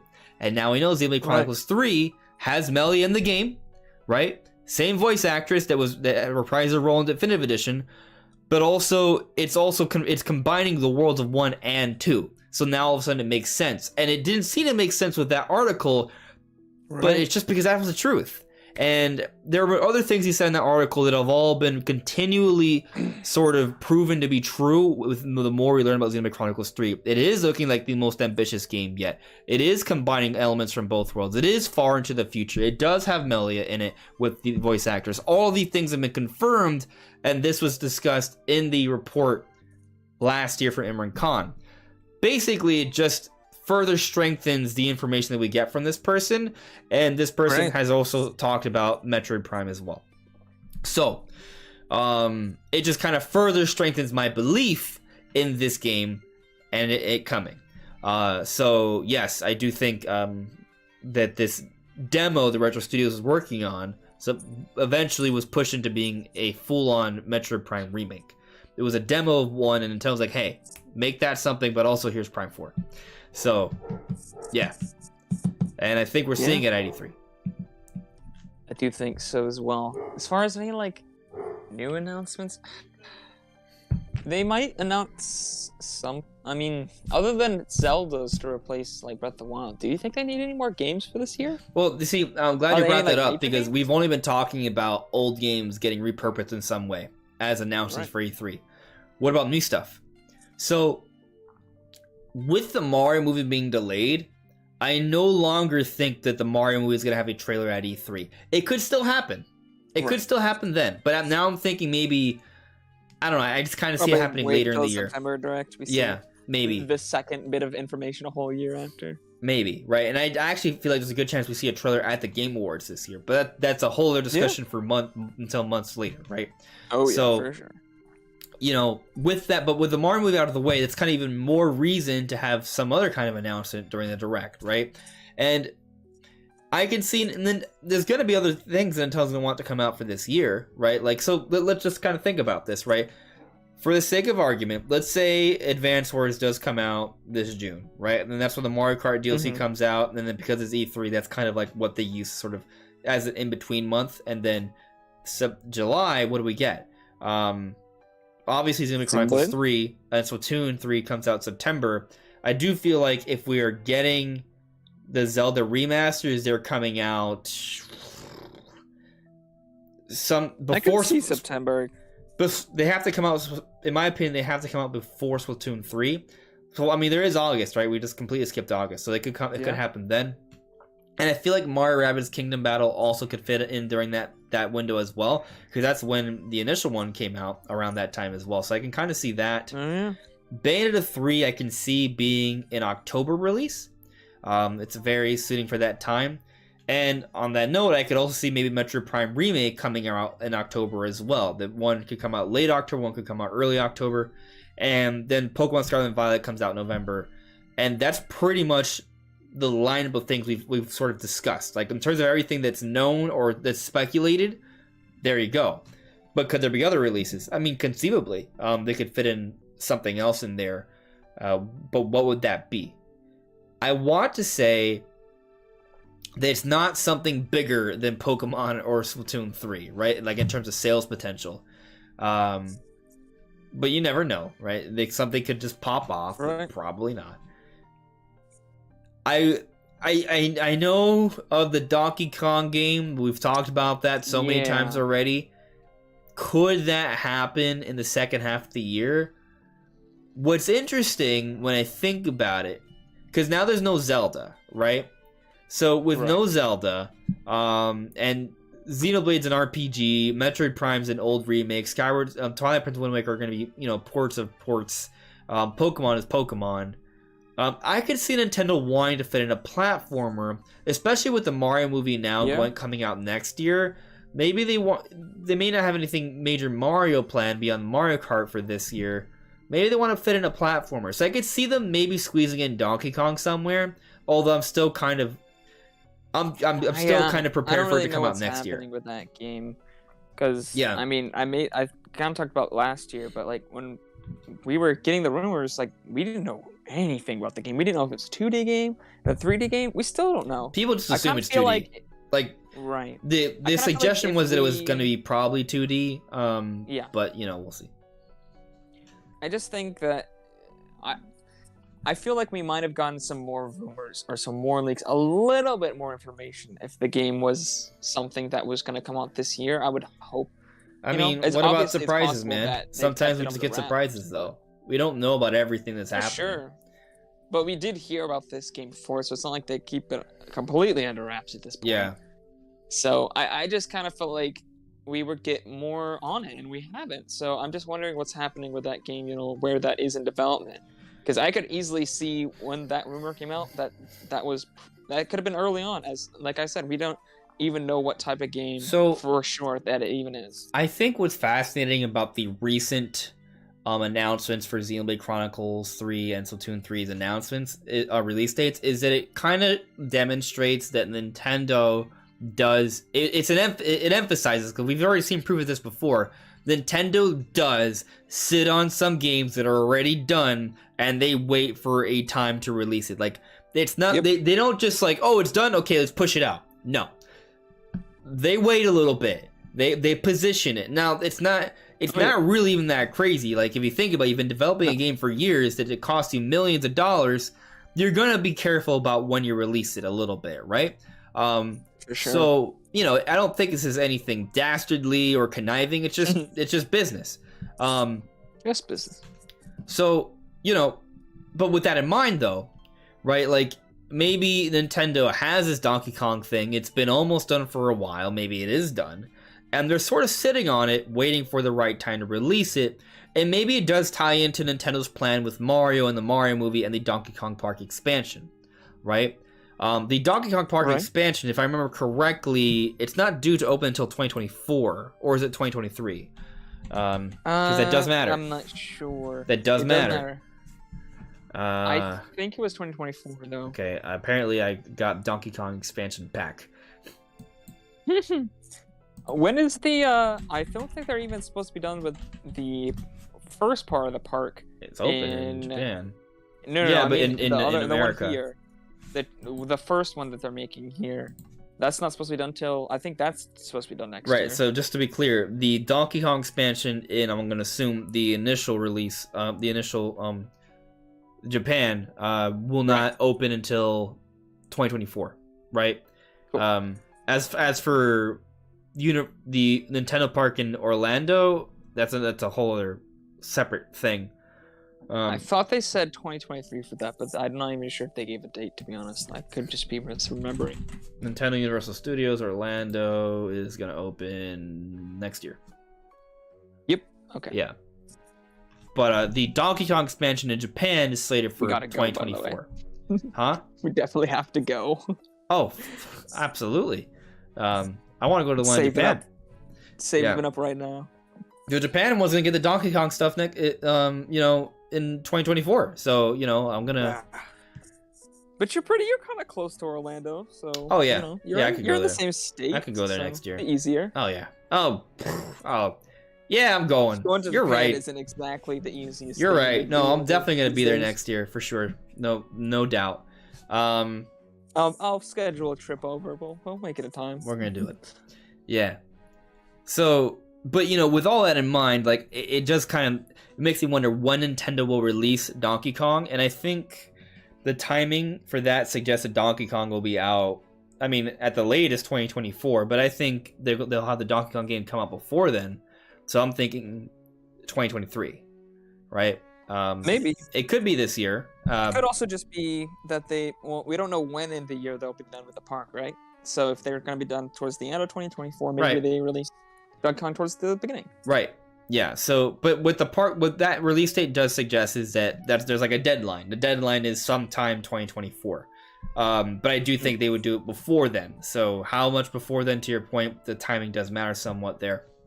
And then the Mario movie also impacts that as well, because we know Donkey Kong is a pretty big role there. Seth Rogen is playing as Donkey Kong in that. There's a few other Donkey Kong characters in there too. Was there Diddy Kong? Who's gonna be playing? I forget which the other Donkey Kong character was. I would assume Diddy Kong is in there, but I don't know if that's confirmed. I don't don't remember. I know Cranky Kong's in it. Cranky Kong. I think that was the other one that got confirmed. Cranky Kong is confirmed. Diddy Kong is not. To my, at least it wasn't confirmed in the direct, or at least we don't know of a voice actor in there. Yeah, I'm not sure about Diddy Kong. I would imagine yes, but maybe not. Right? Like maybe Cranky Kong is just like a quick cameo or something. And it's just Donkey Kong. I mean, technically, isn't Cranky Kong Donkey Kong's like father, and he's the original Donkey Kong from like the Donkey Kong the game? That's the idea. I don't know if that's confirmed. I wonder if they'll lean into that. Something we haven't talked about, and we could talk about. There was a supposed story leak for the movie, and apparently, I didn't even look into it. The reason that I heard it. I just didn't. Quick from the top of my head. Apparently. Well, hold on, Brandon. Do people want to be spoiled? Well, yeah, spoiler warning here. This may or may not be how the movie goes, but Charles Martinet, apparently, the reason he's not voicing Mario, but he's still in the movie, is he does the voiceover for the movie. And apparently it's going to be like, he does like a voiceover story for it. So it might be more like a storybook kind of. Chris Pratt plays the voice of Mario, but Right. he still has a role to some extent. Okay, Yes. I wouldn't say that's not like a spoiler, like it's gonna ruin the movie for you kind of thing. That's just like a There neat is little some detail. other things that leaked. Maybe that we should shy away from. I'll have to look into it. Maybe we could have like a separate discussion on that later this week or something. Okay. But I don't want to spoil it for people, so we're not gonna go for. I don't remember what it was either, anyways. Yeah. So. Yeah, so we're not gonna dive into any other spoilers for the Mario movie, but that would be. I mean, so that's a cool thing if that's Potential what they do. spoilers, by the way. Yeah. This is just like somebody said that this is how it's going. So like, who knows? Just a rumor. At this I think point. Bowser's gonna die. Bowser's gonna die. Yes, Mario will murder him at the end of the movie. And actually, the villain. No, but the villain's gonna be time. Peach. The villains. The villainry is really how Peach keeps tricking Bowser into a toxic relationship. Yes, that's the theory. But going back to the direct stuff, right? Donkey Kong's a possibility, and we really just kind of talked about the movie stuff, the park stuff, because it kind of just depends on that situation and when Nintendo feels like it's the right time to put that out. Right. But because the movies been delayed to next year, right? And the park is not opening until 2024, there isn't a need to bring out the Donkey Kong game now. And when you think about how stacked this lineup already is, and especially when you consider the plan for Nintendo is have Donkey Kong become like a big, significant success, right? Like the rumor is that it's gonna be it's about bringing it back to prominence back in the 90s. Right. Or the 80s, I should say.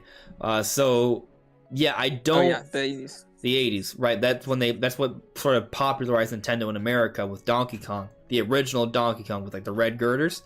Yeah. So, I think while I would love to see it this year, I'm skeptical of that, right? So I'm not going to predict that, and I will acknowledge it as an option, but there's also other options.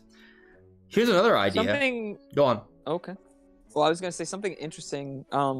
This kind of goes off of what we're back to the more general E3 thing, but if we do get Breath of the Wild, March 2023, usually at E3 we see the March game for the next year as a new announcement, either that or sometimes you get it a little bit earlier, but usually by like E3 we'll get like January or February right, or they March can announce game things for next year.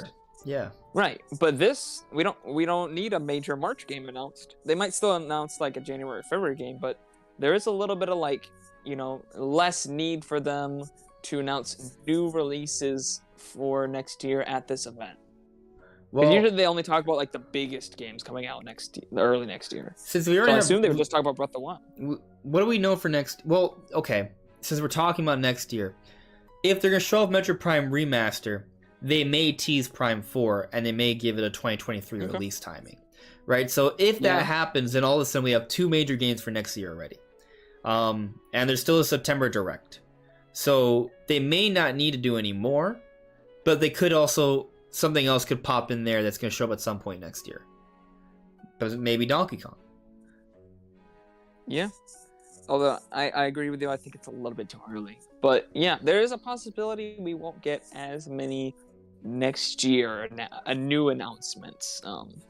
Since I assume they'll just be focusing on mostly Breath of the Wild 2 for the next year content at E3 or whatever this event is. But I still feel like there could be another release, like another new game release that can be squeezed in. But I just don't think it's going to be something that's expected to sell like 10 million, right? So a few things come to mind. We did recently get that news of a remake being made by Bandai Namco, right? What if we see that, right? Maybe that's a Star Fox game, maybe that's a Kid Icarus game. I think that can maybe be squeezed in there. If not that, what about another racing game? What if we see like a Wave Race or an F-Zero or an Excite Bike truck sort of thing? Right. I'd love to see another arcade racer from Nintendo, actually from Nintendo. And since they're doing the Mario Kart DLC, like, maybe they're like, okay, let's give them something else. And if you say no, let me tell you this: we're getting Mario Strikers. We got a 2D Metroid. We got a 3D Kirby. We got an open world Zelda. We got an open world sandbox Mario. Like, it's just kind of like everything. We're getting open world Pokemon. Like, the things we got Pokemon Snap 2. Pokemon Snap 2, you're right. Like, so I think it's not that much of a stretch for us to get something like that. So the era of the Switch has opened up the possibility. Heck, Advance Wars remake. Back. So like, Advance Wars full remakes for 1 and 2. That's wild. Yeah. So I definitely think that something like that could occur. But something else. Well, the timing of it is strange, because I wanted to say maybe we could get like DLC for Nintendo Switch Sports announced at the Direct, but I think they might save that for later on, because they're still going to be focusing on the golf stuff. So I don't even think they announced paid DLC till after the golf stuff. And also, based off reviews, I'm not even sure how successful this game is going to be right now. Right. That may be somewhat hampered. So maybe if they come out with a Switch Sports Resort expansion, please, and I get the Resort expansion, I'll pay $25 for a Resort. So the reason I even brought up the DLC thing is because what came to mind to me was Pilot Wings, and Switch Sports Resort has a flying mode in it. Clearly based on, like, inspired by Pilot Wings. Right, that whole right. second island is. So what if the paid DLC is kind of like a flight mode that allows you to explore the sort of the sports complex in Switch Sports, right? Along with a few other games in there. Beautiful graphics that they're using in there. Oh. As much as I would hate it, I would prefer to see an actual new Wave Race, but maybe they bring back the jet skis, for example. I mean, could do some cool stuff with the wave physics these days. Absolutely, right? And they could even maybe expand on some of the games that are already there. Maybe they add an additional minigame or two per game, on top of a few other things like that. So there's definitely a lot they could do with Switch Sports. Pikmin. Where is Pikmin? Where is Pikmin? Pikmin Game on Switch. We got Pikmin 3, and it was, in my opinion, I'm sure some other people are fine with it. I thought it was a pretty basic and kind of disappointing port. Didn't even get an upgrade from 720p. It was kind of lame. I mean, there was the Olimar and Louis missions. It was fine. It just wasn't one of the better Wii. I mean, I didn't buy it, but I also did have it before. Because I saw the Louis missions, and from what I saw, it didn't add like a ton of stuff that I was interested in. It was like fine.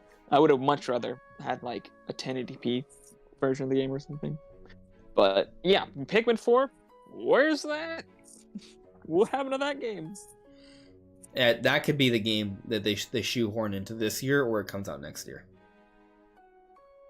I would probably say, actually, they could release it this year. But I also could see them saving Pikmin 4. I could see them saving Pikmin 4 for when they're ready to go to 4K. Because the thing about Pikmin is that it's involving a lot of small details. And resolution is actually very important for Pikmin. So they may want to wait so they can show. It could be one of those games that's used to showcase a higher resolution game. Now, maybe the goal for Pikmin 4 is to have it run 1080p on base Switch, right? And especially with the new sort of like the AMD software they have that they're employing in some of their games now, like Switch Sports, maybe they have a better chance of pulling it off, right? I mean, depending on how they use FSR, like, in general, I guess. I'm just saying that now is as good a time as any to shoot for 1080p on base Switch for Pikmin if that's what they're sort of going for. Sure, I mean, it really just depends on what you're going for, because FSR is not like a total solution. But in general, yes. My point is that I guess it's just a little bit of extra help, right? A little bit, yeah. Yeah, I'm not trying to say like this is. I see what you're saying. Yeah. I get what you mean. So I'm just saying it's not like huge, but I get what you're saying. Like, it's a little bit of something. A little bit of something. A little bit. I mean, I feel like a ground up Pikmin game made for Switch should be able, if they with them targeting really resolution, they should be, if that's their goal, to have a 1080p game. You know, that's their goal. They should be able to accomplish their goal, right? Like, so, you know, I mean, Pikmin 3. I mean, I guess the Wii U is not, the Switch is not substantially more powerful than the Wii U, right? Like, I keep thinking like the Switch is like a full-on new generation above the Wii U in terms of power. It kind of is, like but a mid-gen. Yeah. It's kind of like the Xbox One X compared to the Series X and the Xbox One. It just kind of right in the middle. I guess with the Switch, it's just supports easier to develop for. Features. Yeah. The thing about, it's hard to look at it in raw numbers. In terms of like raw numbers, the GPU is not that much more powerful. The thing is, though, it's a much more modern GPU. It supports much more modern rendering features, which a lot of them look better while being easier to run. So it's different. But I do think the other thing about Pikmin 3 is that game was originally made for the Wii. A lot of like the textures and stuff don't look very good, even for like Wii U standards. And I think a lot of it's because those assets were made with the Wii in mind, and then just kind of like upgraded a little bit for the Wii U. So, you know, a lot of that is probably like legacy stuff. So I would imagine even just a Pikmin 4 built up for the, you know, the base Switch, not even like a next gen 4K Switch or whatever, would look substantially better than Pikmin 3. Maybe not run in a higher resolution, might still be, you know, 720p, but yeah, I don't think they need to wait till a next gen Switch to make a Pikmin 4 that looks substantially better than Pikmin 3 is what I'm trying to say. Yeah, that's a good point. Especially about how, like, yeah, like, develop ground up for Switch. I think that will provide a significant boost for it. Because we didn't even get a ground up Wii U one. Right. Yeah. So I agree with you. Pikmin 4 should be a banger, at least visually. I mean, just period. Yeah. But, you know. I was kind of hoping that the reason that they announced it, I think we talked about this a few years ago, but back when Pikmin 4 was like the big thing. But, you know, I think I was kind of hoping that they just restarted it on Unreal Engine 4 or some kind of new engine and build it for ground up for Switch. And maybe we can see that soon, because, I mean, that game was almost done, what, like 2015? Yeah. You know, I think that, I'm looking for my cat, but that's possible for sure. It's absolutely possible. I mean, they have to have restarted it. They have to. But I also think that Pikmin 4, I legitimately, when I said that either this year or next year, I believe that. Because there's Pikmin literally in the Universal Park. They just put out the Pikmin mobile game. And then in 2020 put out Deluxe Pikmin 3. There is a plan for Pikmin. I do think Pikmin 4 is not that far off. So sure. That could be maybe the announcement at E3 this year. You bringing up the mobile game, like, the purpose of their mobile games is to support their new games, and they didn't come out with it, you know, like right next to Pikmin 3 or anything. So it's not like they were trying to market that. They usually come out with it, you know, a year or two before their new game. So I think we're coming up around the time when Pikmin 4 should be releasing. I think that's a good point. Yeah, even if it doesn't come out this year, I think, you know, there is a chance it gets announced during the Direct. So that is definitely another consideration there.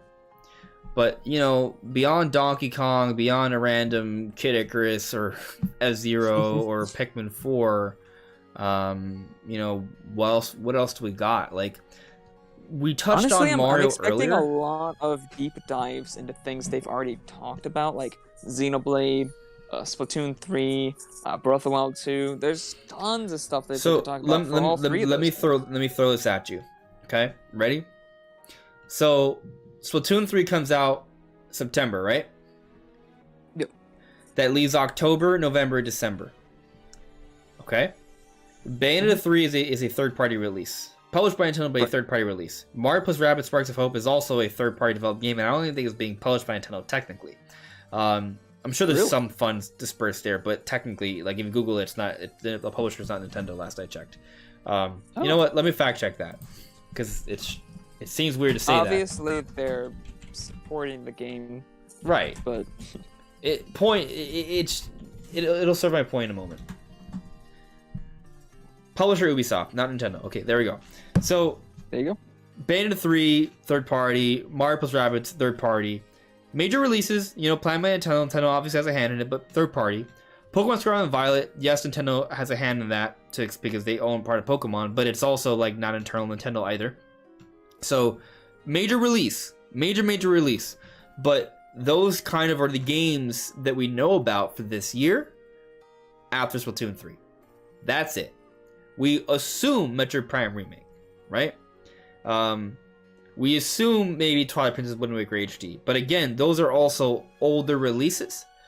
So what I'm throwing at you, wouldn't you think it'd be strange for there to be nothing internal in Nintendo to come out October, November, December? Not one. It would be strange. So obviously that's a Pokemon, but that's Pokemon Company. Yeah. So, yeah. I mean, fair enough. I'm going to throw something at you. Like I'm saying, I feel like there's at least one game Nintendo could squeeze in. Maybe it is Donkey Kong, right? That would be internal Nintendo. Maybe it's Pikmin. Yeah, maybe it's Pikmin. Or maybe Nintendo is just, they feel really good about this Metroid Prime remake and they're like, hey, here's this, Yeah. Although I feel like it can be kind of like that and something else. Yeah. Because it is a remake remaster thing. Another thing that I haven't brought up yet, and keep in mind there was supposed to be a Mario movie to come out this year. What if they had a Mario game coming out shortly before the movie that is not Mario plus Rabbids Sparks of Hope, but rather a 2D Mario? People have been talking about 3D Mario, but we have not seen a new 2D Mario game in years. Actually, I would argue we have seen a titled new. It may not have been new, but it surely was called new. I will say. Alright, so not counting Mario Maker 2, not counting New Super Mario Bros. U Deluxe, there has not been a new 2D Mario. Right, like an actual 2D Mario with its own unique original campaign that's focused on adventure and platforming, maybe some multiplayer elements that isn't about building, but actually just the platforming adventure. We haven't seen that in a very, very long time. I could see that happening maybe this year. I would like that. I would like to see what they can do with 2D Mario that's not the new Super Mario Brothers style, which I hate with all my being. It could come out this year. We're also talking about like a 3D coming out next year potentially for a new system as well. So like, would they be that close? Well, we've all talked about how the new system could be 2024, right? So right. I guess a better question is, what's a good time between a 2D and a 3D Mario game, like a brand new one? Like, how far do they need to space that out? See, it's tricky because this is a different environment, right? Because it used to be the case Nintendo had their handhelds and their home console as separate systems, right. And they would do both. So, I mean, like, we got to go back to. So on the Wii U, New Super Mario Bros. U came out in the launch as a launch game in 2012, holiday 2012, and 3D World came out, I want to say, a year later, holiday 2013. So, I mean, there you go, right? Did it really? Yeah. I thought it came out in 2014, but damn. Well, let's double check. Let's fact check. I think we should fact check. That's important. For sure. You're probably right. When it comes to dates, you're probably right.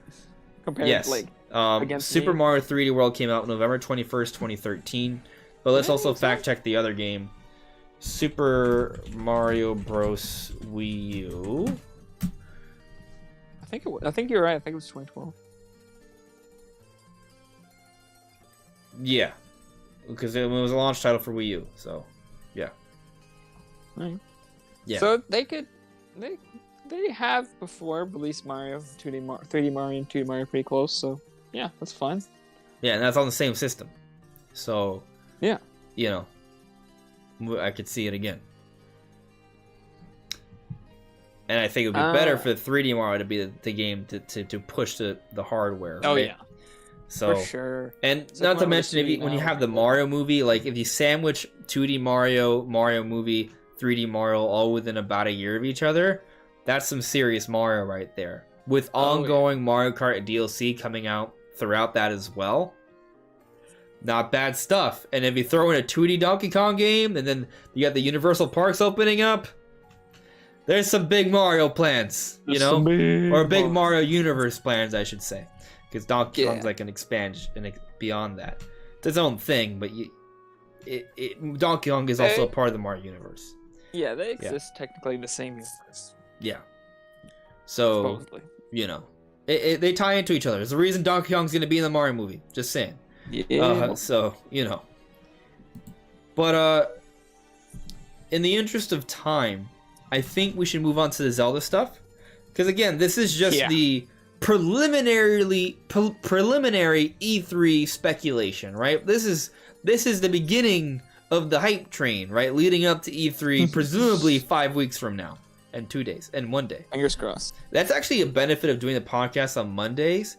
Because if so, there will be a podcast on the eve of a Summer Nintendo Direct, presuming it is June 14th of this year. There you go. I will say that last year, I worked at a different company, and I needed to schedule my vacation like 3 months in advance or something like that. I picked I used one vacation day. And I picked the one vacation in anticipation of E3, right? So I'd have time to like work on YouTube stuff. And the one day I used my vacation day for was June 15th, the day of the Nintendo Direct.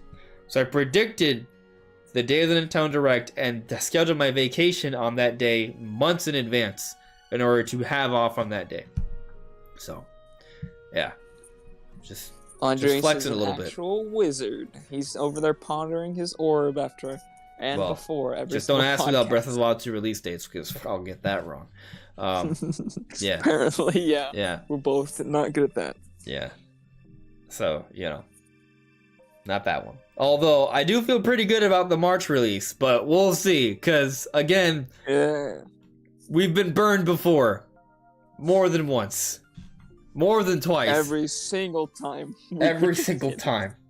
Yeah, every single time. So, well, I think it makes sense for March, but, you know, it's Zelda. Yeah. So, it's Zelda. Yeah. It's Zelda. Tread carefully with the expectations on release timing with Zelda. But let's on the note of Zelda, let's transition to talking about the story details a little bit more. So, just to kind of, you know, bring up the subject again, so it's on everyone's mind, the situation. Basically, there's an interview, and forgive me, I don't have the specific details here, but basically there's an interview, and with the Italian voice actor, for Daruk, and he said that he's done voice work for Breath of the Wild 2 already, and he even worked on the ancestor of Daruk, implying that perhaps there's some thing to like interacting with characters of the past. So that could potentially suggest time travel. It could potentially suggest just flashbacks or, you know, maybe spirits surviving. But yeah, what is your theory? So I think this is kind of a very simple theory.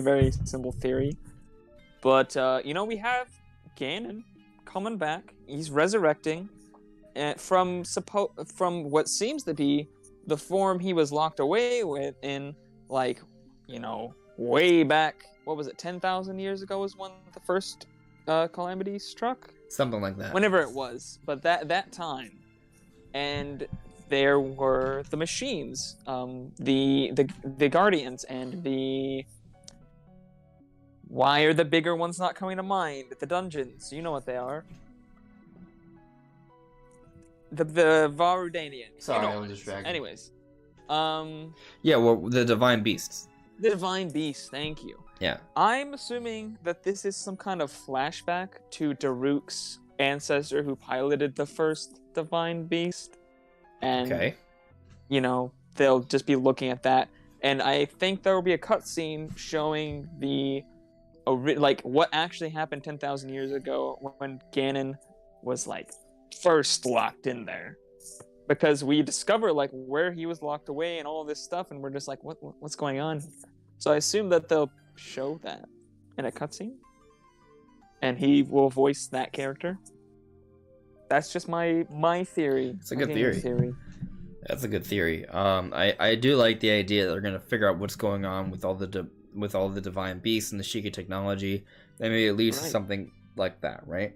And like, you know, with Ganondorf, right? Like that is from, like, to your point, it's from like a character from a time long, long ago. So presumably, yeah, the ancestors will be from his time, right?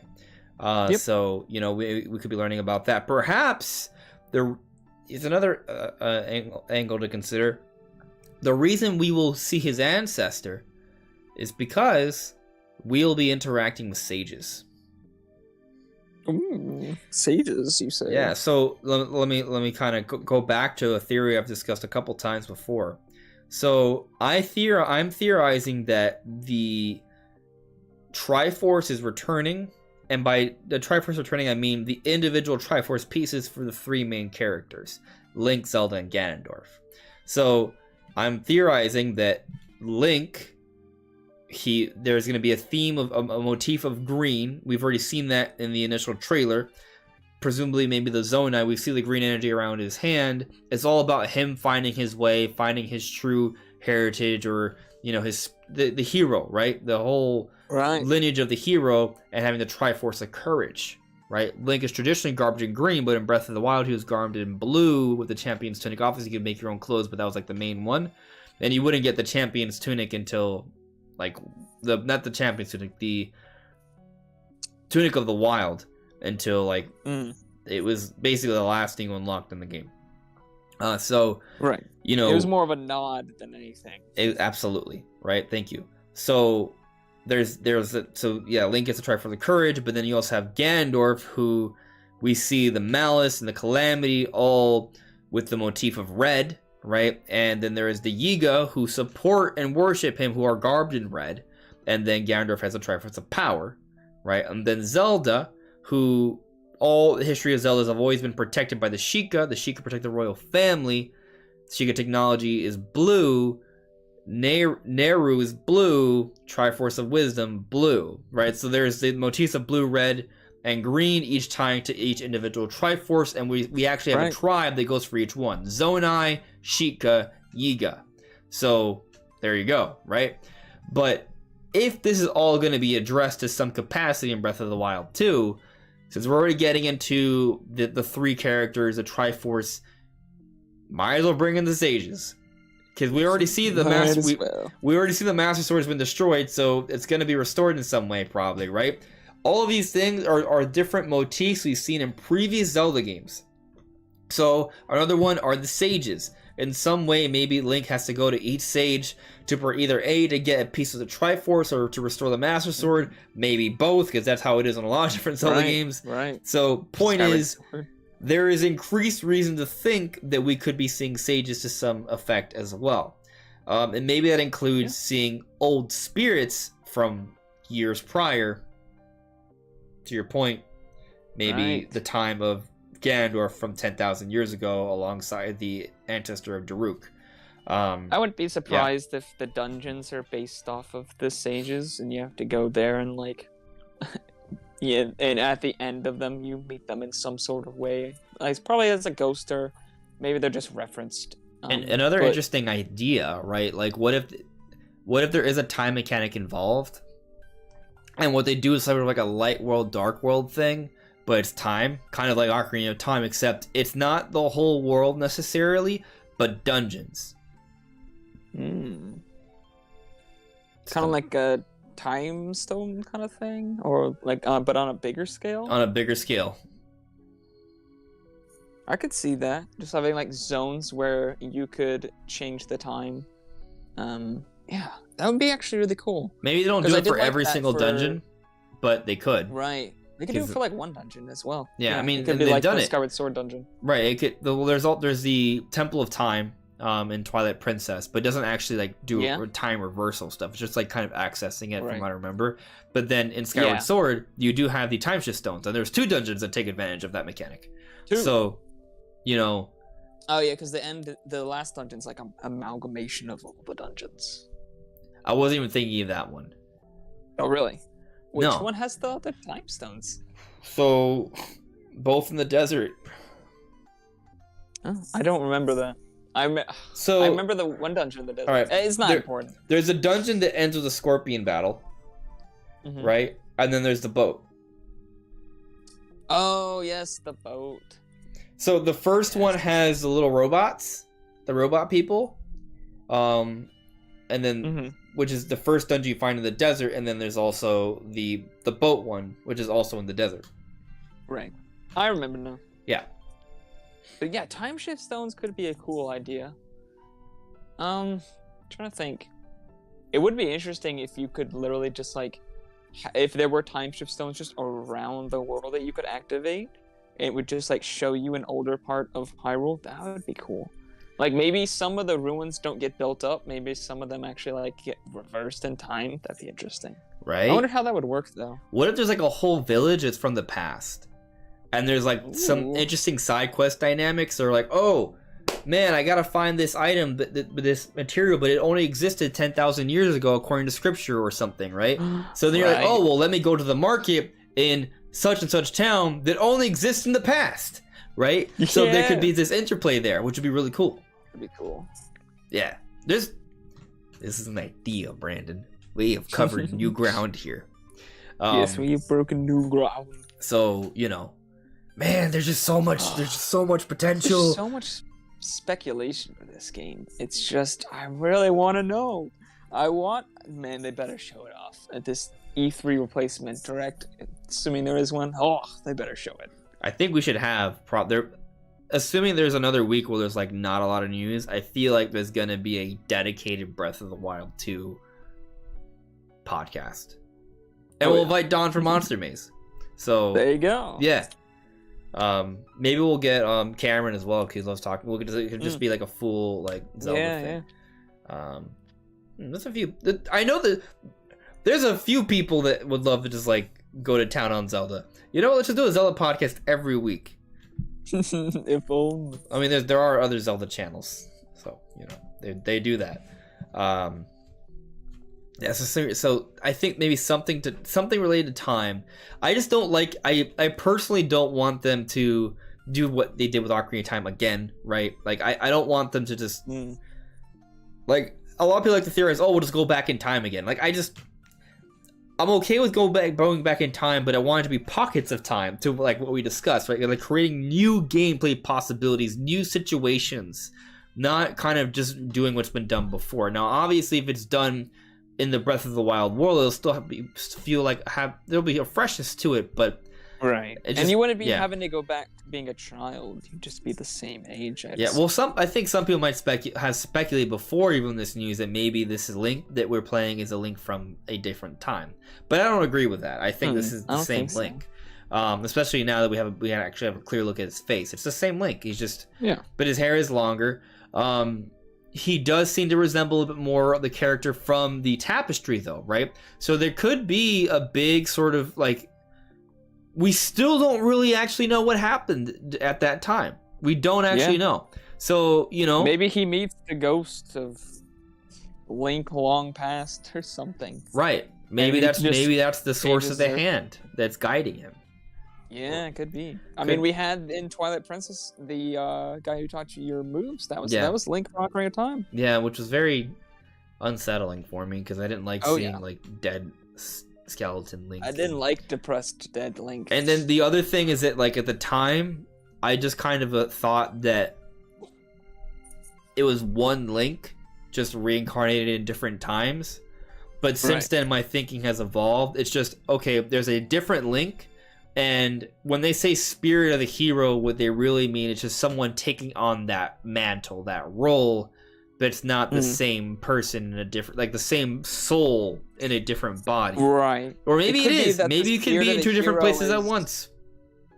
It could be that the spirit of hero is something that, like a separate spirit that enhances the hero. And then, it can leave, but there's still the separate soul of that hero. Yeah, I don't want to get too religious, right? In here, but perhaps a good sort of like example would be like the Holy Spirit, right? Like the Holy Spirit isn't you, but throughout the Bible, like the Holy Spirit can be working with you or be a part of you. Right. So maybe something like that. Yeah. Maybe.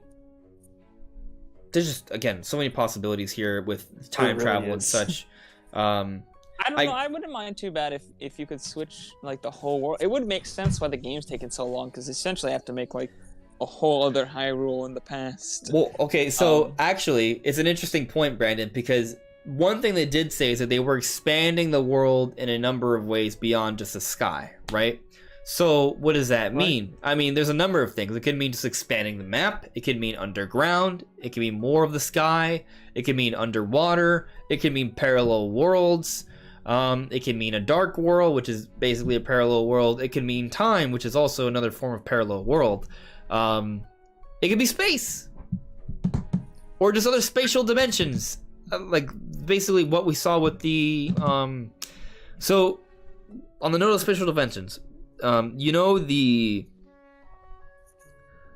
there is a way to glitch through some of the rooms of the shrines, and you could see like this open sort of plane that just had like cubes. Right.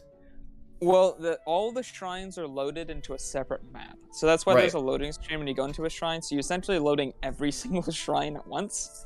An entire second map. It's a second open world. If you glitch out of the walls, all the other shrines are still there. They're all loaded. They're just in different spots. So when you load into a shrine, you're actually loading into the exact same map every single time. You're just loading into a different part of it. So if you can see the whole map, you can see just these floating shrines. What's funny though, right, is it canonically, right, story-wise, it's the shrines are part of the same universe, probably. Well, maybe not, but maybe, right? I don't know, because you literally go underground, so yes. It's just underground space, yeah. Usually. But in reality, the shrines are literally on a different plane of existence within the game. Yep. So, there's already parallel worlds in Breath of the Wild, sort of.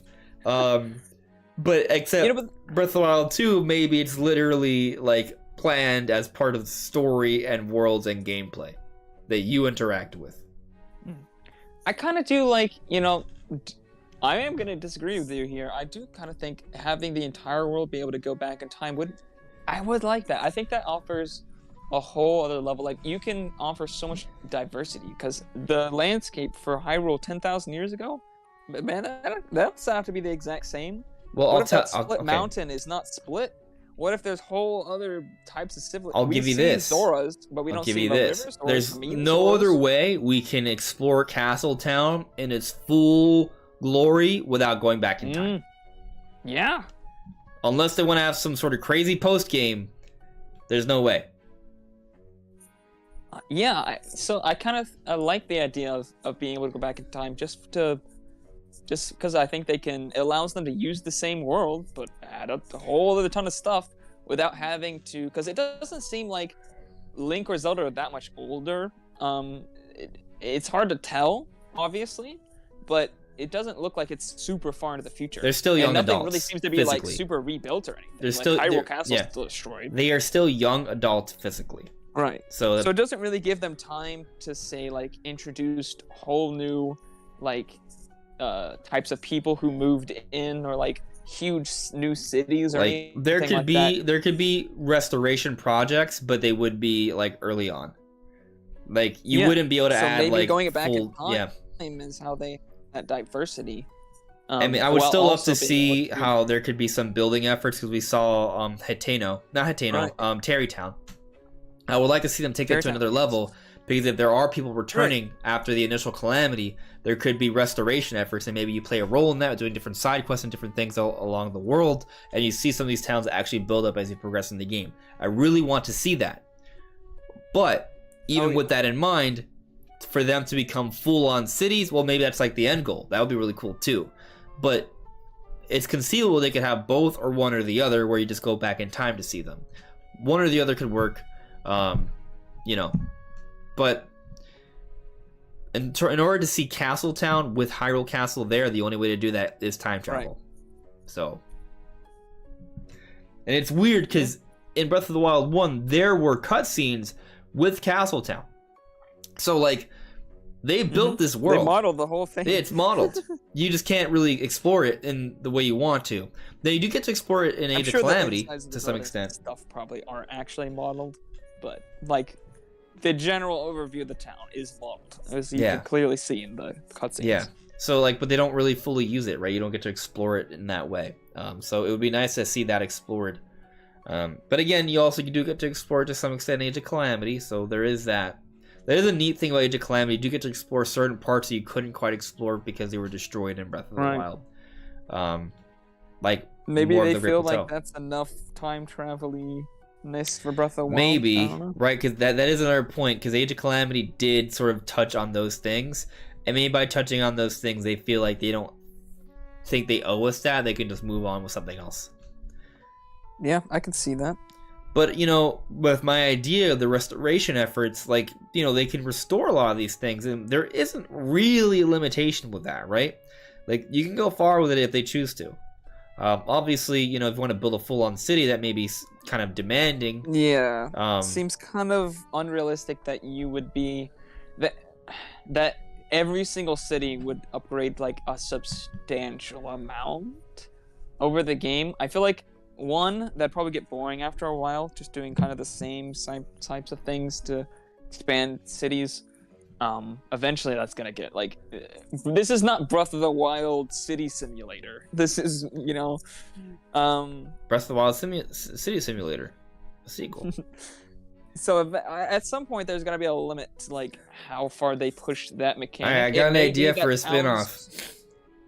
It's going to be called, it's a completely original name, Breath of the Wild City Building Simulator. Original. Completely different from what I was talking about. A whole new idea. Yeah. But, maybe and that's where someone totally just play Animal Crossing. Naturally over time, as you complete different dungeons or something, you know?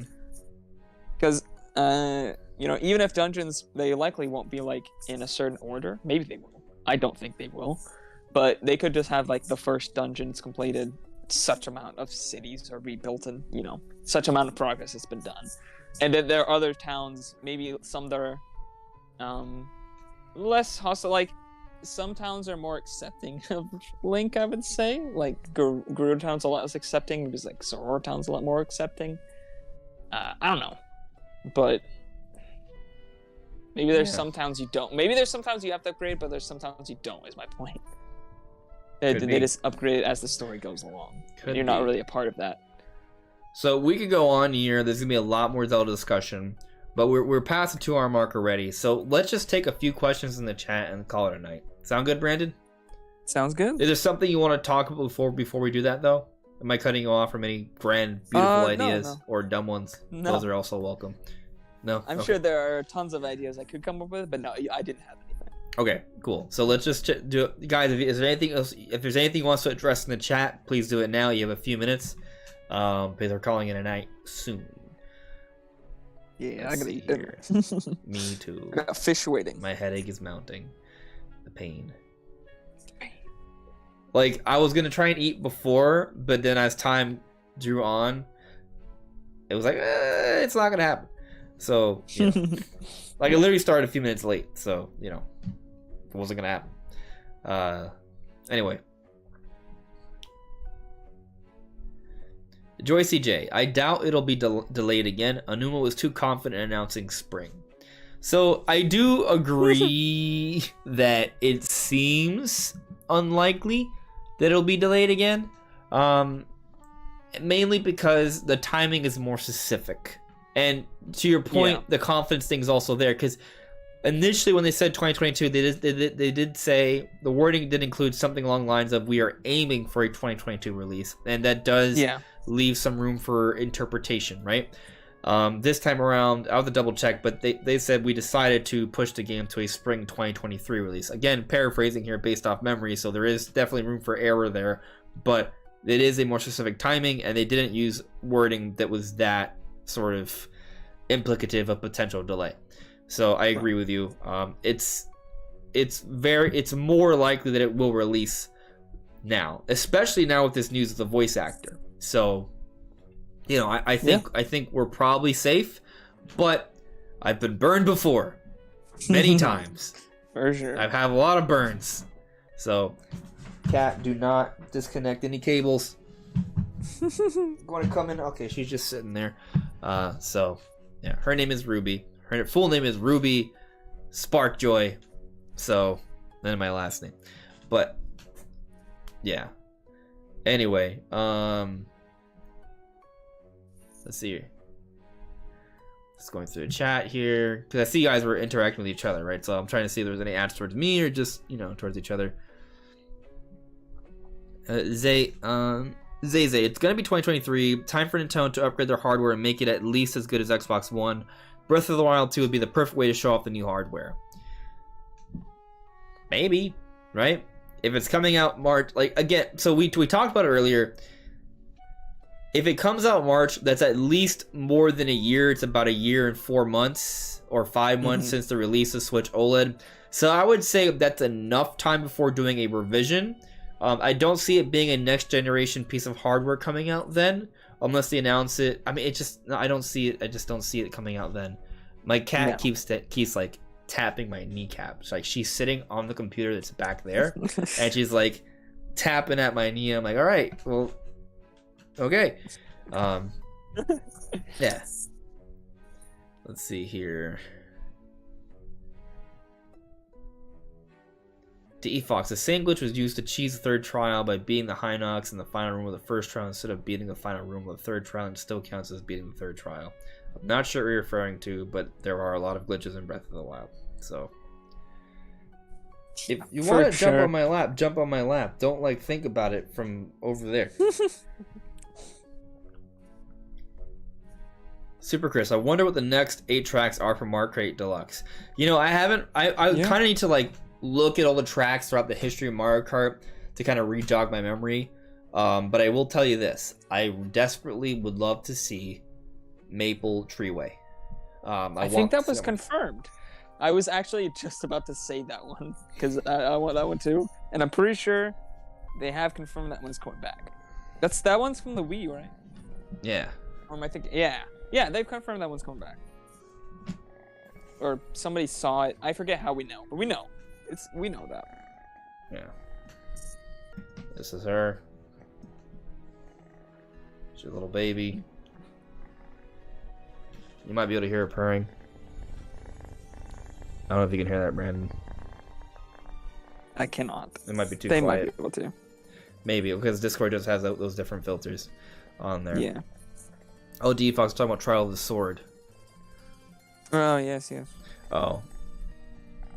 Yeah, but I want to beat it the right way. I don't want to glitch through that. So, yeah. Let's see here. Is there any final things in the chat I should bring up? JDog103, I hope they come out with a third DLC, Age of Calamity, that ties into the sequel. I don't expect that, but hey, you know, if they do it, they do it, right? Like, they could. They could do it. I don't think it's realistic. I don't want to like dash your hopes. It would be cool. I mean, I'll say that maybe it is a consideration because as like the Zelda content for this year, right? Like maybe they do that instead. Like it's possible. Maybe. I wouldn't bet on it, but it would be cool. For this year is it both has to have already been planned and ready ahead of time for it to be released. That's why I kind of think it's probably Wind Waker HD. Right, something Nintendo has been sitting on for a very long time. Something that's been made years ago, potentially. So, but I can see if they do an Age of Calamity's Definitive Edition, maybe they do DLC then for Breath of the Wild 2. If and when that happens, yeah. If that happens for like a Switch 2 or something. Right, afterwards. Yeah. I can see that. For sure. And to your point from way earlier, it does deserve some performance boosts. So, you know. Oh, yeah. Definitely. But I think we're done for the evening. Any final points, Brandon? I just am hoping they announce the plans soon so we know what's going on with E3. I want to know what's happening. and so I can, better prepare my hype levels. But Right. right now, I think last year Nintendo announced it a couple weeks beforehand. So yeah. if it's not announced this week or the week after or even the week after, do not panic. They might announce it in the beginning of June. So just be aware of that, right? Technically, most directs are announced a day or two in advance. So typically the E3 ones, they do it more in advance than that, but they don't do it like a month in advance. So it's not necessarily reason to be concerned yet. Let's wait till June before we start panicking. All right? Wait till June, like June 10th, and then start panicking. Yeah. So if the first week of June the first full week of June comes by, and there is no announcement, then I'll start to be concerned about it being the second week of June. I won't be concerned about news happening in the summer, but I will be concerned about it happening the second week of June. Joycey J. Yeah. But will we get to pet the dogs? You know what? I don't know. Fingers crossed. But fingers crossed you can pet dogs and maybe cats in Breath of the Wild too. Some final things I I'm just want pretty to sure go on. Awanuma actually said in an interview that he was surprised that people wanted to be able to pet the different animals in Breath of the Wild, and that wasn't something he had considered. You can carry around like pets in Twilight Princess, right? Like you kind of hold them like in a loving kind of way. Yeah, so it'd be neat to they could do something like that in Breath of the Wild as well, just for the lulz. Just a couple things I want to just say, like recap. Xenoblade Chronicles Warriors will happen within 5-ish years from now. My cat is awesome, and don't panic if Nintendo's announcing a direct within the next couple weeks. And one last thing I want to recap. Brandon and I had a brilliant idea earlier, I think. Obviously, I think so. It should be for others to decide if it's brilliant or not. But I'm really excited about the idea of there actually being some level of time travel in Breath of the Wild 2, but mostly kind of like with the time shift stones in particular sections. And there will be a town in Breath of the Wild 2 potentially that you can only access by activating the time shift stone. It's basically a town that it's a hustling, bustling, beautiful town with tons of things going on, maybe like Clock Town, but it only exists in the past. And there are items and things that happen in the past that can affect things in the future, or side quests that you can only complete by going to this town in the past, like rare items or people or things of that nature. I think that'd be really cool. I think it would be taking the Clock Town idea to a whole other level in Breath of the Wild too, and I just think it'd be awesome. So if Nintendo's planning like something like that, it'd be amazing. If they're not, think about it for the future. So yeah, there you go. Yeah. Anyways, guys, that's all for now. Thank you so much. If you haven't subscribed already, please do so. If you like Nintendo content, leave a like and maybe consider joining as a member. But that's all for now, everyone. Take care. See you later. See you guys.